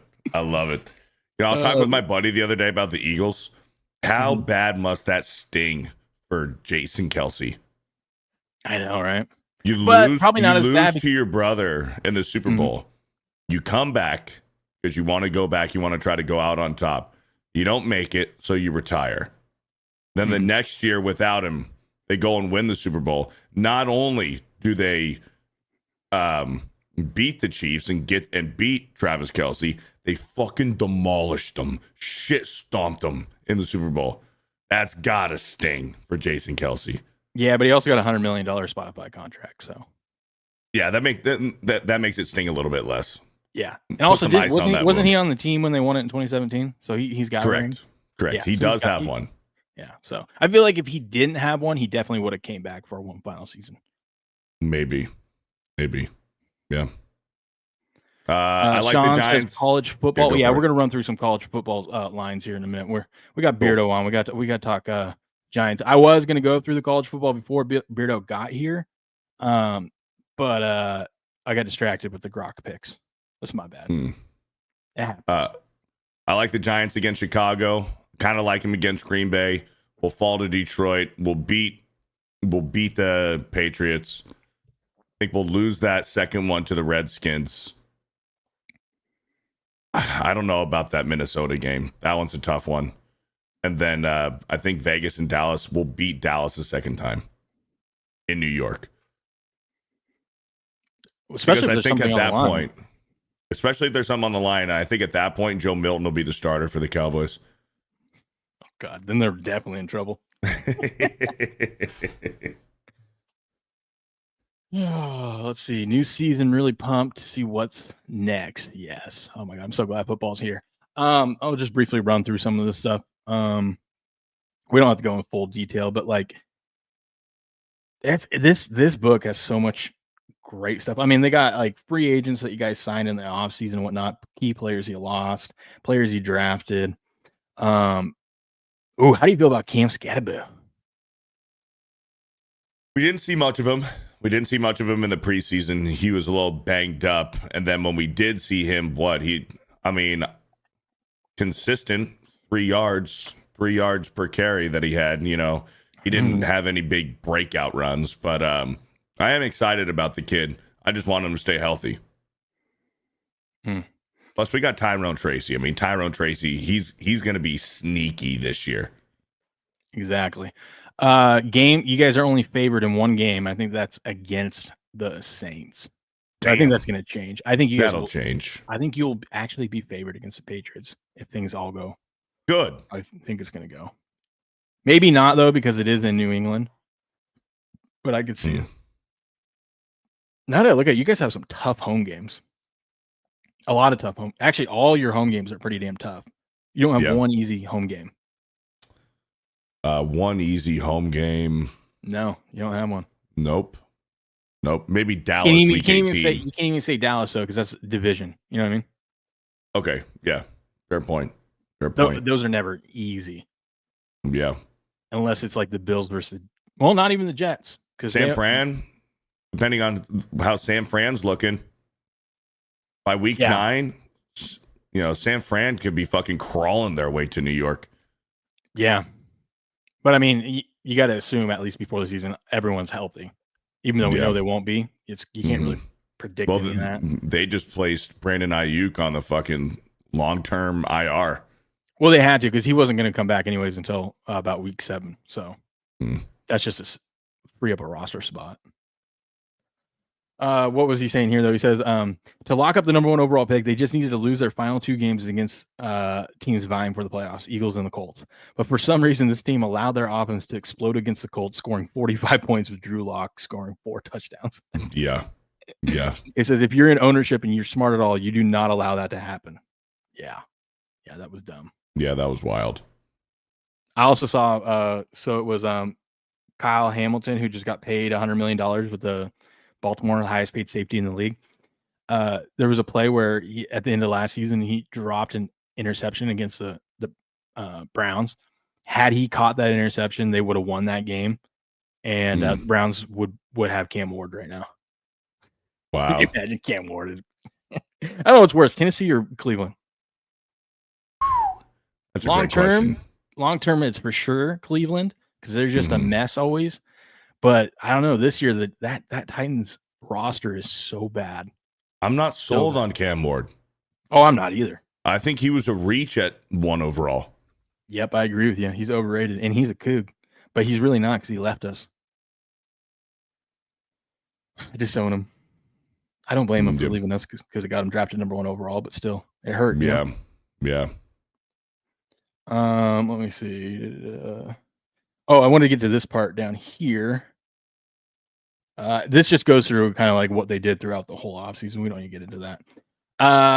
One thing I love about Warren Sharp, so like he just calls it how it is. And then one thing, because especially as a sports bettor, even if you like a side, you have to be able to make an argument for the other side. You have to be able to argue both sides if you're a good handicapper. Doesn't mean you like the other. You could love, it could be your best bet of the week on one side, but you got to be able to see the arguments against you, because that's how you solidify your own argument back. It's like being a lawyer, sure. The evidence, you got to be able to argue both ways. Sure. So let's get into, I want to get your opinion on this. So we're going to go over why you should bet the under and why you should bet the over. Okay. I want your reaction to what Warren Sharp is saying here. So This is why you should bet under 5.5 wins. When it came to scoring, the Giants struggled mightily in 24. New York bottomed out in the red zone efficiency, scoring just 43.2% of drives that ended inside the 20. The team scored just 28 offensive touchdowns total last season, the second fewest in the league, ahead of only the Cleveland Browns. The Giants enter 25, staring down the barrel of the league's most difficult schedule. That's the other thing we didn't talk about. They have the hardest schedule by a mile. I'll show you that chart in a minute. most difficult schedule, ranking 13 positions lower than last season's 20th rank in schedule difficulty. As highly ranked as the Giants' front seven was going into 24, at least compared to their other positional groups, the New York had difficulty stopping the run. They allowed an average of 136.2 yards per game, with opponents gaining an average of 3.3 yards after contact. Not good. Not good. No. Not good. Here's that chart, by the way. I think it's up here. Maybe not. Maybe it's down here. Come on. They always show it. Oh, yeah, right here.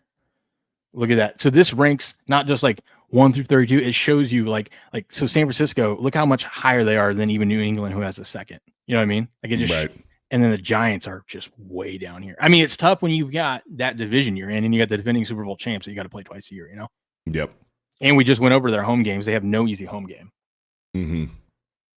But let's talk a little positive, huh? Let's see why we should be optimistic and bet. Hey, you know what? Give it to us. Give it to us. Give us the hardest schedule. Yeah. Good. How do you Good. get better unless you play good people, you know? Yep. Good. I'm about it. Trial by fire.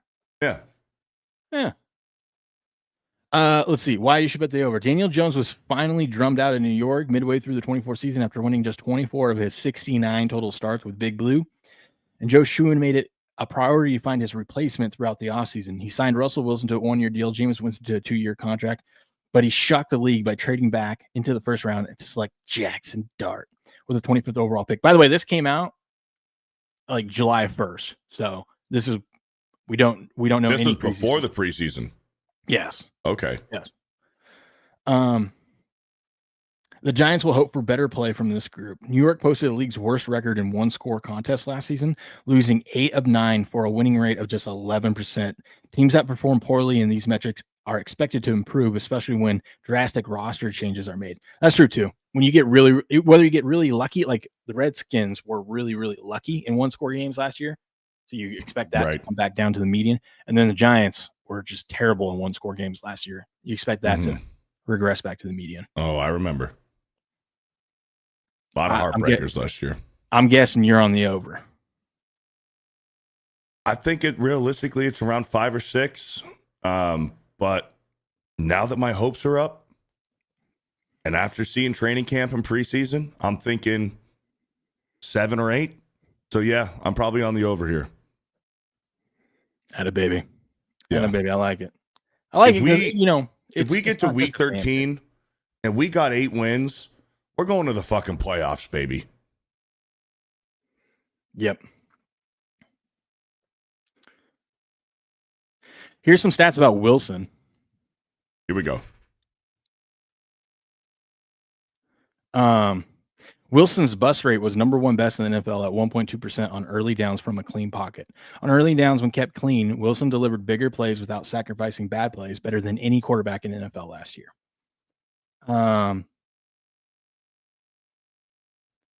On third down, Wilson was a massive chucker. He averaged 12.6 air yards per attempt, which is second highest in the league, with 49% of attempts traveling beyond the sticks. That was the 6th highest in the league. So he's not afraid to take shots down the field.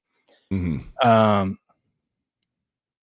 But last year he took pressures 47% of his third down dropbacks, was 7th highest in the league, and held onto the ball for 2.9 seconds. So if he can get a cleaner pocket, expect those numbers to go up. Let's see. Here it is, his deep passing. Wilson's moonball has been noteworthy over the years, be it targeting Cortland Sutton or George Pickens. But his downfield success didn't tail off in Pittsburgh, even though the team's win-loss record did down the stretch. Wilson ranked number 3rd in accuracy when throwing 15-plus yards down the field. He was number 1 in EPA per attempt, number 10 in success rate, number 3 in yards per attempt. Out of 44 qualifying QBs the last 2 seasons when throwing down 15 yards or more down the field, number 4 in accuracy, number 4 in EPA per attempt, number 14 in completion rate, and number 8 in yards per attempt. That's promising. This is what I mean when like people say Wilson's like terrible now. It's like, no, not really. The Giants wide receiver room this year, I think, is deeper than the Steelers wide receiver room last year. Oh yeah. Is he still scrambling? No, he's not. No. Well, I mean, maybe a little bit, but he's not going to be like what he was. Yeah. Dude, I love this book. Look at all these freaking dude. He breaks it down by like how good were they last year at scoring points in the first quarter, second quarter, ATS margins. Like the Giants were terrible in the first quarter last year, 30th in the league, minus 97 points in the first half last year compared to the opponents. Yeah. From a betting perspective, this is why I get excited about it, because it's good to know these things, you know? Mm-hmm. Mm-hmm. Yeah. Yeah, it's going to be interesting. Let's see. What's the final say? God, so much data. So here's his conclusion. It is by far the number one toughest schedule of pass defenses for any team to start the year. There isn't a close second. Given the numbers above, it's paramount that the Giants figure out a plan to keep their QB clean when dealing with the gauntlet of tough pass defenses. I'll share a trivia nugget that I would have never guessed. Name the 3 teams to rank top 5 in offensive line spending in 24 and top 10 in 25. Chiefs, Panthers, and Giants. It's shocking to see the Giants in that stratosphere given such terrible production. So, like a lot of these teams, like Seattle has a terrible offensive line. It's because they don't spend any money on their offensive line. But the Giants and the Panthers spend a lot of money on their offensive line. And it's no shock that the Chiefs do. They got to protect Patrick Mahomes, right? But those two teams spend a lot on their offensive line, but I would argue it's not so much that they aren't playing as well, at least with the Giants. It's they don't have a competent quarterback there to use what he has and make the correct. Because there's sometimes when you got to get the ball out fast. And a veteran quarterback will know how to do that. The Giants haven't had that. You know, and Daniel Jones hung on to the ball too long. Try to do it with his legs. Yeah. Yeah. He wasn't a sharp decision maker like Russell Wilson will be. Yeah. I guess that wasn't the summary. Go on. I'm thinking Russell Wilson's going to make Malik Neighbors really happy this year. Yeah. Yeah. I mean, that's the thing. You want to keep him. You want to keep him happy. That's a guy, Malik Neighbors, you want on your team for a long time. If he gets pissed, he's gonna be a problem in the locker room. All those guys are, man. They wind up being a problem if they get pissed. You want to keep him happy. Here's his final thoughts. For a front office on notice and a fan base starved for progress, the path forward is narrow. Keep Wilson upright, start games faster, convert in the red zone, and prove that this staff can develop a quarterback to get Mara to stick things out for another season. I think that summarizes it pretty damn good. Yeah. From an optimistic standpoint. Is that Spider-Man? Is that Spider-Man? Is that the Spider-Man right there, dude? Spider-Man. Can he shoot his webs? Can you shoot webs? No, he's got his gloves on right now. He slept with these things on. Don't know why. It's cold. It's cold in August. Not up here. No, I'm kidding. Not even up here. Yeah. What up, dude? My kids get up so damn early, dude. This is actually late for them. They made it past 6. This dude's been up at like 5:20. I know, dude. That's crazy. I shouldn't be surprised since I get up at the crack of dawn. Dude, if I didn't wake up for this, I would have probably slept until about 1 o'clock in the afternoon. I can't tell you the last time I slept past 8. That's nuts. Yeah. Beardo dreaming again. How is 7 or 8 wins dreaming? We're gonna miss the playoffs, but training camp and preseason it's got me hyped, man. I might have a little bit of false hope here. I think for you being a fan of your team, I think you actually have reasonable expectations. Yeah. You're not pounding your chest saying that we're gonna go win the Super Bowl. It's our year, like every single fucking Cowboys fan, Patriot. I'm talking to you. It's our year this year. We're winning the Super Bowl or bust. Yeah, you've been saying that for the past 31 years. Okay. Can we cool it? Can we make a deal? If the Giants win the Super Bowl this year, you have to go on and sing like Seth does, but for the Giants. Wait, what? Wait. You got to do hype videos for your Giants. So if they're in the Super Bowl, let's say if they're in the Super Bowl, before the Super Bowl, you got to do a Seth video. That's a punishment for the Giants being good. I think it's a punishment. Would you punishment for you? But would you take that trade off? If I was Beardo, if you do this, they'll make the Super Bowl. Oh, Okay, you're saying if Did you they do go to the Super Bowl, I have to do it. Mm-hmm. But Just if one I- time before the Super Bowl. Yes. Yeah, I probably do it. I think we But- could get Seth to do it with you. No fucking way, dude. No, Seth wouldn't do it. Dude, he's too big time. He's a big shot. Well, we know his Colts aren't going to be there, so. No. What if it's Colts versus Giants Super Bowl? Colts, Giants, Super Bowl, that'd be You gnarly. could do Seth is going to do his, and then you could do a rebuttal to his. Yeah. And you know what? I'll get Dan Vast to do it with me. Yes, and then that will blow up on the internet. Yep. I love it. Yep. Just always coming up with good ideas over here. Mhm. Every Dallas fan in August, this is the year, and then in November, next year is the year. Dallas fans just taking strays. They deserve it. Yep. Did you see Shaquille O'Neal No, what happened? a few weeks ago? Was asked, what do you think about the Cowboys this year? And then he looked at me, he's like, is that a serious question? Yeah. What do you think about the Cowboys? Like, how are they going to do? Let me tell you this. The Super Bowl. Cowboys are going to the Super Bowl. Don't ask me no more questions about it. Cowboys are going to the Super Bowl. And I'm like, holy fuck, dude. I love it. I love it. All right, Shaq. Who was it that Charles Barkley said? He's like, listen, I've either been rich and poor, or I've been, good and terrible. But throughout my whole career, such and such team has always been bad. God, who was that? Was it the Cowboys? Oh, was he Charles Barkley was talking about an NFL team? I think it was an NFL team. I don't think it was an NBA. No, maybe it wasn't. He's always ripping on the San Antonio Spurs. Yeah, but they've been good. It was a team that's like they've always been terrible. I can't remember what team it was, but it was hilarious. Okay, give me 1 second, and here's the chat. Hang out with chat for 1 second, and then we'll get into college football today's games. Okay. Patriots says 17-0 for the Cowboys. You sounding like the Diesel, Shaquille O'Neal. Cowboys are going to the Super Bowl. Chad, how's my Shaq impression, huh? What up, B. McCormick? Some guy from Maine. Let's see here. Grass Guy. I'm looking like Grass Guy is a fellow Giants fan. How you doing, brother? We got Go To Rebo. What up, Go To Rebo? Good to see you. Shout out to the Rumble chat. Shout out to the YouTube chat. I need to pull up the YouTube chat here. Nevada Maverick, Gas Station Burrito, Derpy. How you guys doing? Pretty sure you guys smashed that like button as well. Heck yeah! Did you know there's a new thing? I got a video that I'm releasing today. I think it's on the Broncos preview that we did.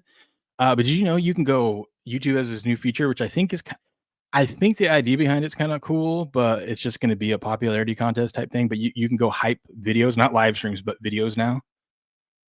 So you have to go. So someone was talking about that. We were talking about it on Main Event. I have no idea what that means. So you can only do it on mobile. I found out yesterday, but you can pull up, and it's only on long form videos, which they don't specify, but I'm guessing like more than 5 minutes or something like that. But what you can do is, and it's not for live streams. So like if I were to go here and I was going to click on this video that I did, there will be a thing, and this is on mobile, so it's not going to pop up here, but like right in here, it'll be hype this video, and your followers can 3 times a week hype a video for free. So you don't have to pay anything. It's not like you're giving money or anything like that. You just have 3 times a week you can hype your favorite videos of the people you follow, and then that throws it onto a leaderboard. So what it does is help like smaller channels get some recognition if you can get enough people to just like even get you up in there and get some more exposure, which I think is a good idea. So it's but like an algorithm thing. Yeah, but then because it lets the algorithm know, hey, people are liking this. Let's throw it out to more people, which I think is good. But then if you look at the leaderboard, the top 100, I think it's just a popularity contest, right? People with the biggest followers are on there because that's how it always works. But at least it's something, Yeah. So if you guys can, go over and hype my video There you that I go. released today. There you go. I'm doing this new thing. Let's see if I can do that right now. Let me try it out. Let me see if I have that ability. You should on be mobile. able to. Yeah, on mobile. Go over to mine. Hype it. I'm doing this new thing. I don't know if it works, but I was like, I tried it and I think it actually worked. But since we've been covering each team, I've been posting each team that we cover. But apparently, to help the algorithm, you get everything prepped, you get it all in there, and you let it bake. You just keep it unlisted in your YouTube for 24 hours, and then you make it public. Apparently, it helps the algorithm, like after it processes everything, helps it figure out like what people will be interested in this. And so when you release it, it gets more attention quicker than if you just put it out right away. Interesting. I don't know if that's true, but I tried it, and I got more reviews than I have on any one of these. Yeah, hype this video. Be the first to hype this video. I'm gonna be the first one. Let's go. Hype it up. 2,100 points. Yes. I just gave you 2,170 hype points. I love Look at that, dude. All right. Love. This is on your Pete Carroll and the Raiders. Yes. Let's get it. Hell yeah. I like the video too. Let's go. Had a baby. Another thing too is if you're a smaller creator, and they don't define it, but like when I clicked it yesterday, it said, small creator bonus. So like you get more points for being a smaller creator, which I think is how they balance out the big channels getting hyped versus the little channels getting hyped. So that's why those 2,100 points. I guess I'm guessing if you're a big channel, maybe you only get like 300. You know what I mean? Gotcha. Okay. Yeah. But it's something. They're trying, right? Mm-hmm. But thank you. I appreciate that. You guys should go over there too. I know Rumble. We love Rumble, but let's grow the YouTube community too, so we can get more people to hop over to the Rumble side of things. What up?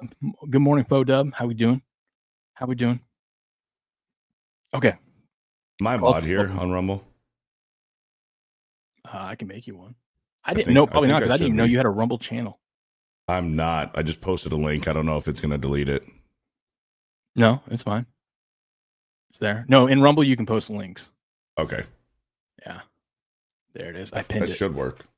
Pinned it. Yes. Let's go. I'll make you a mod here in a minute. All right. College football today, Beardo. Let's go. I'm excited. What time does it start? 5:30 your time. Is the Boise State, South Florida. Okay. You know what I might do? I might go to like a Miller's Ale House, go to a sports bar, just sit down, have a beer and a fucking smash some wings. Do you have a Miller's Ale House? No. Dude, when you get down to Florida, it depends on how much time we have. Miller's Ale House, it's kind of like a Chili's, or like it's kind of like a Chili's, I guess, but it's out here out east. It's like a true sports bar, but it's not like a dive sports bar. It's like a mainstream, chained sports bar. It has the best French dip sandwich I have ever fucking had in my life. I love a French dip. It is a thinly sliced prime rib French dip sandwich with caramelized onions and all the fucking creamy horseradish that you want with the au jus dip. Will, it is the best sandwich I have ever fucking had. It's a 9.6 out of 10 sandwich. We're going. It is the most incredible thing. Think about coming out Thursday of that weekend. I haven't figured exactly, but we are definitely stopping by that place. Do you get mushrooms? We can do that. You get mushrooms on yours? It doesn't come with mushrooms, but I'm sure you can order it. Oh yeah, I love the onions and the mushrooms on it. Oh. Yeah, it is so damn good. But you should definitely do that tonight, because that sounds amazing. Patriot keeps telling me, drink some water, Beardo. The New York Giants Kool-Aid is rotting your brain. I'll stick with my silver bullets. Thank you. Yeah, buddy. None of those for me this morning. I got to go after this. I'm going to go out and change my brakes. I've been putting it off. Yeah, I might go to Miller's and watch some of these games. That'd be fun. Yeah, buddy. What do you think about this first game, huh? I don't know. It's always tough going on the road week one across the country like that, playing down there. I don't know how good Boise State's going to be. And also, I've been scarred. I've been scarred by South. I took South Florida like once or twice last season, catching some points, and they just got their ass kicked. The total's high, 61.5. Oh, that's I high. like the over. You like the over? Usually when it's Over up that 61.5, high, when it's up that high, we're gonna get some points. Okay. I got to dive into my field. Oh, I guess I got it right here. I got to go into my Field Steel magazine and see what we are supposed to be expecting from these teams before I make a wager on it. But yeah, I don't know, man. I don't know. I'm just excited. It's 2:30 my time, so that's perfect. Like half the kids, if not all of them, will still be napping, so I can have a couple, maybe the first quarter to myself. You know what I mean? Yeah. Smash and light. Yeah. You got to get some. You got to get some for later for these games. You have to. Yeah, absolutely. Well, I mean, I have some. I never you do? Yeah. You do? Okay, good. Yeah. I'm proud of you. Oh, always have them. I'd be shaking if not, you know. Ohio Rutgers. Does the old lady ever get concerned? Yeah, but we're past that point. Okay. Good. Yeah. Good. I'm proud of you. I'm gonna go on a little fast here too. So. Okay. I gotta get in shape before Florida, you know. Yeah. Slim down a little bit. Yeah, especially going to a college town, Gainesville. I gotta get under 2 bills, you know. No, stop it. Under 2 bills? How tall are you? You're like 6 foot, right? 5'11". 5'11"? So you're 6 foot. Yeah. Got dad bod. No, dude, like 210. 210 is the spot. But I want to go under 2 bills. I'm like 235. Yeah. I'm like 218 right now. I'm 235. I'm 6'2". Yeah. And I'm like, I don't know. I feel like I look good. It's been a while since I've been under 2 bills. I think it made me feel good. Go down a pound size, you know. I think you'll feel like shit. We'll see. It doesn't take me long to lose that weight. I mean, first of all, I'm a maniac. I just stop and fast and do it the right. Well, some would say the wrong way, but you know, I was a wrestler, so not eating never bugged me. But just start.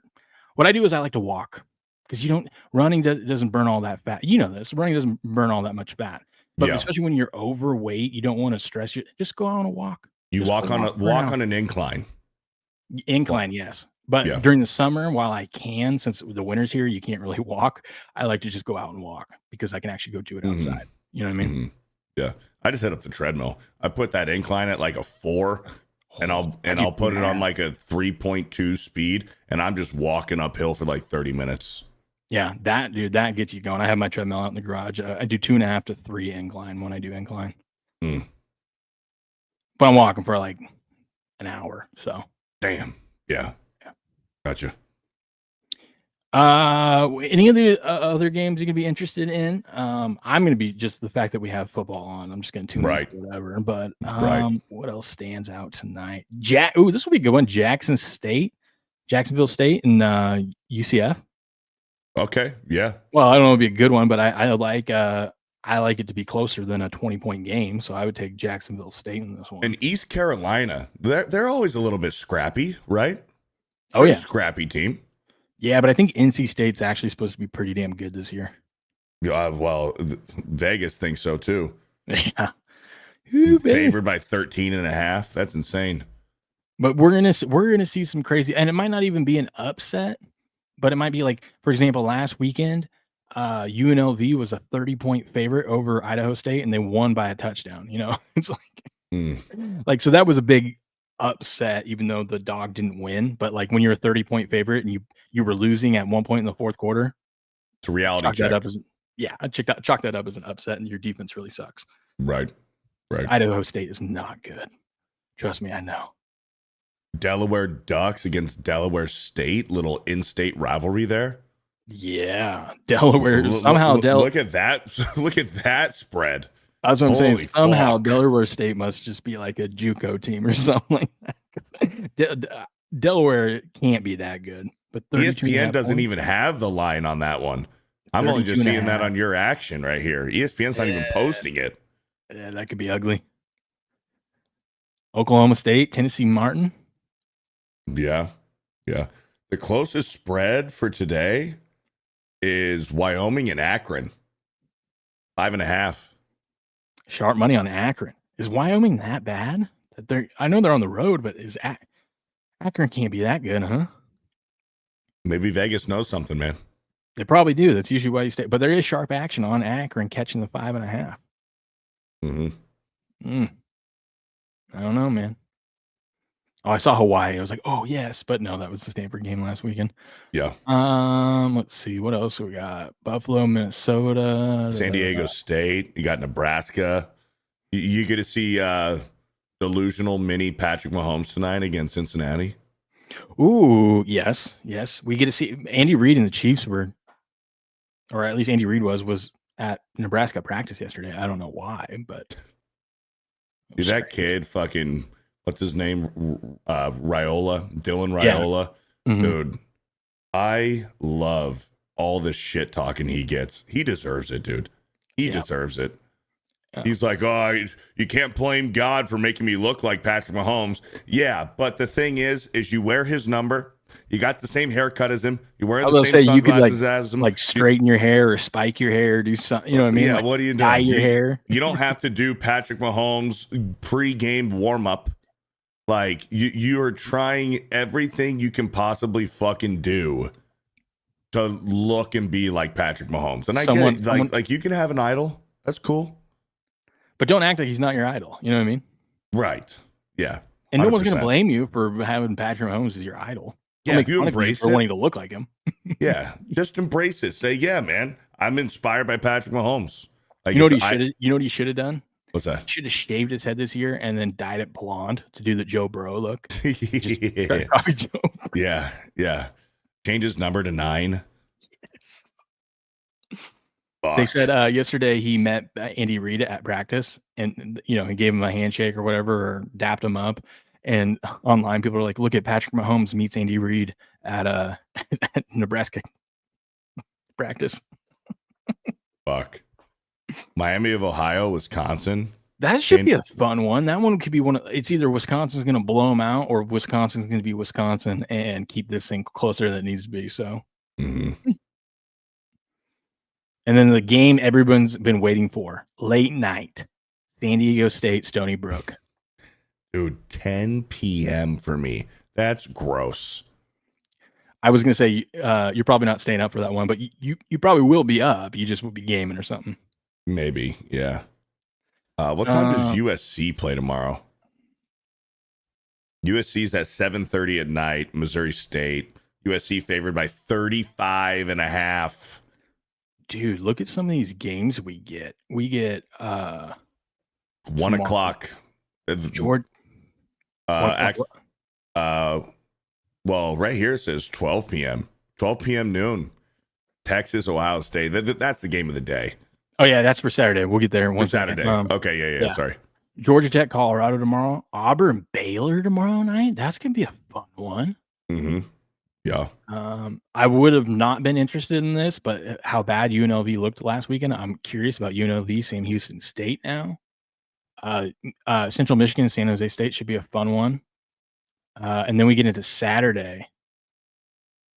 The big one. Texas, Ohio State. Who you taking in this one? Hook 'em, baby. Hook 'em. I think Texas. Okay, first of all, you're getting Texas as a slight dog, which is great. I think Arch is not going to have the game everyone expects him to have. I'm not going to say he's going to have a terrible game, but you got two guys basically. You got a redshirt freshman for Ohio State starting, and then you got Arch starting in what is like a third game ever, but first game against like a real opponent, and it's against Ohio State, a lot of pressure.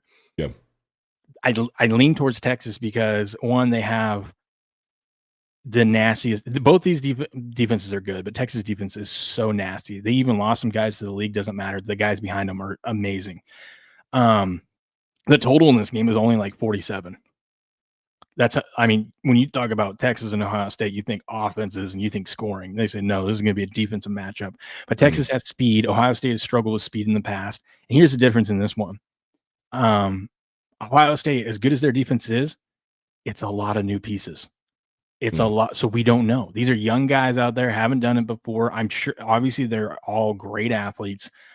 But I'd rather have a unit that's been more intact and been together, like Texas, and especially that offense with Arch having an advantage because he actually has played in this system for a couple years versus Ohio State starting, a redshirt freshman on offense. Obviously, he's got great wide receivers to throw to. The best wide receiver in the league is on this team. And then you got the key here difference is Ohio State's defense. I don't know how they're going to do in this first game. So I would lean towards Texas, especially if you're getting them as a slight dog. Okay. I like it. Because both these quarterbacks are going to make mistakes, but I feel like Arch has more wiggle room. He can make a couple more mistakes, and his defense is going to back him up more so than I think Ohio State's quarterback when he makes a mistake. Okay. That's the key difference for me. Okay. Any other games this weekend you're getting excited for? USC. What day do you guys play? Saturday night at 7:30. Okay. USC, Missouri State. USC favored by 35.5. Oh, baby. They're going to rope you in. They're going to rope you in again, Beardo. Also, I know. We got a new quarterback, I think sophomore or junior this year. Our fifth-year senior last year transferred to Maryland. I think Maryland. And now he's a sixth-year senior. Miller Moss. He's got that extra year because of COVID, I guess. I think he went to Maryland. I got to double check on that. When does Maryland play? Missouri State. Why? Way to line up those Division 5 teams, Bureau. Hey, you got to take what you can get, Not me. Oh no, you know where he went? Louisville. Okay, that's where Miller Moss went. Louisville. Anyways.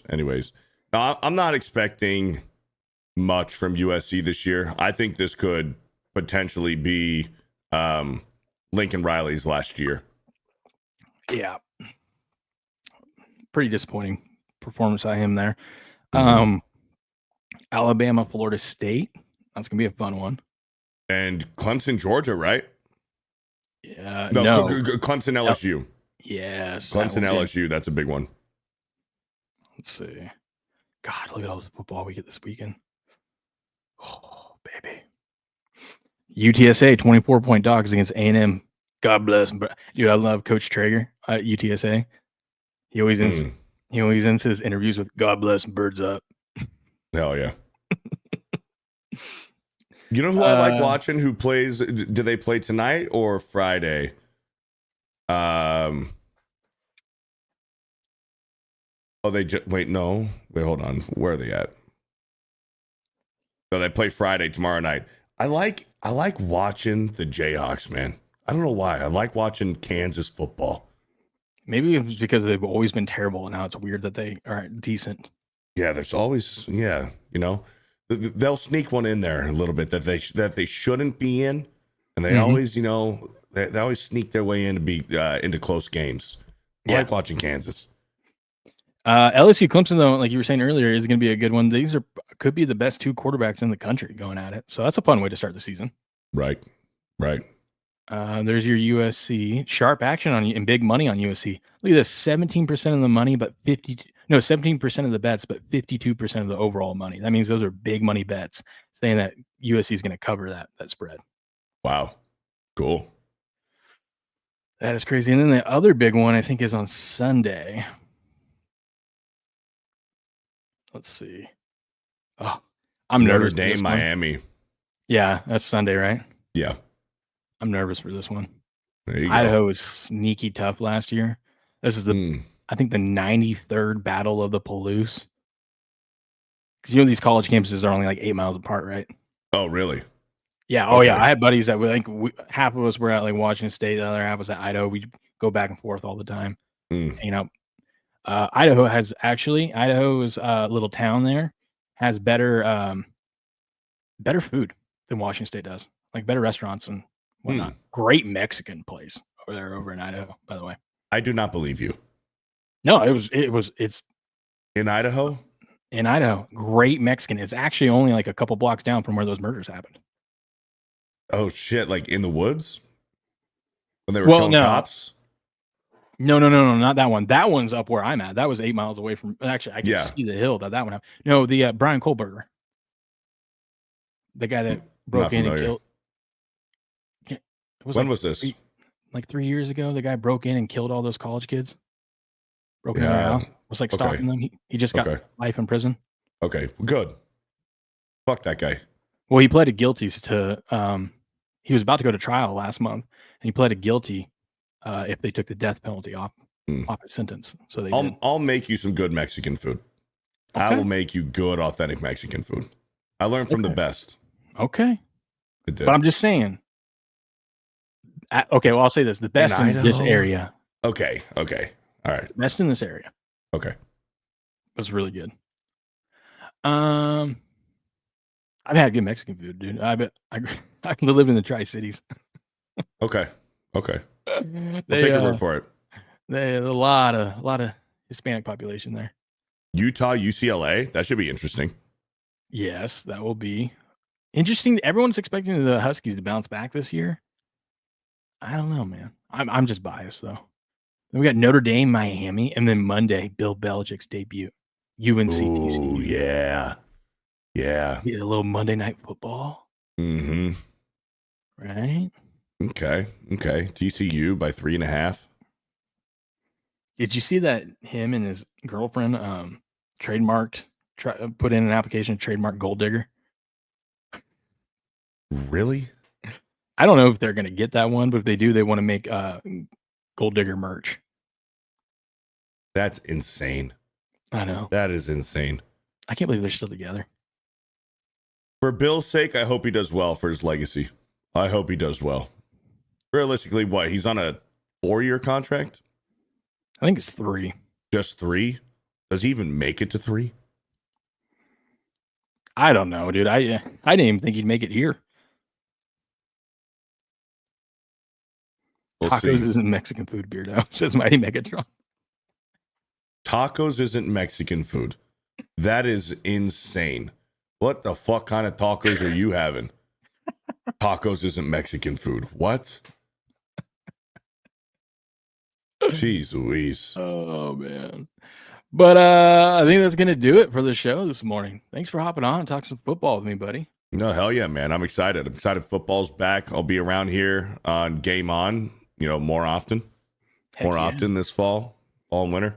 At least this chat, they make fun of you, but they don't call you fat. They make fun of you in a different way. So it's something different Right. from your other chats, right?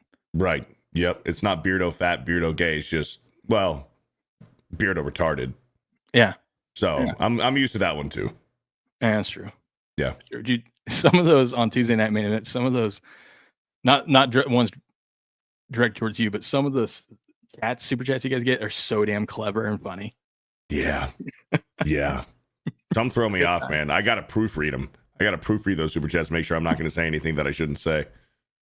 Yeah, that is. Because they'll trick you. They'll place words in a certain order. And when you read them fast, it sounds like something that you shouldn't say. What was the one on Tuesday? What was it? Oh, was it penetration or something like that? You're like, oh, I get it. Yeah, it was penetration.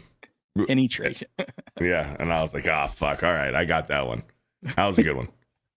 Yeah.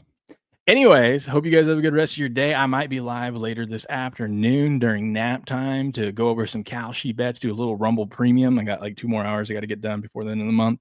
But if not, I will be back live tomorrow morning, 4:30 a.m. Pacific Standard Time as always. But until then, good luck. Good gambling. Good gambling.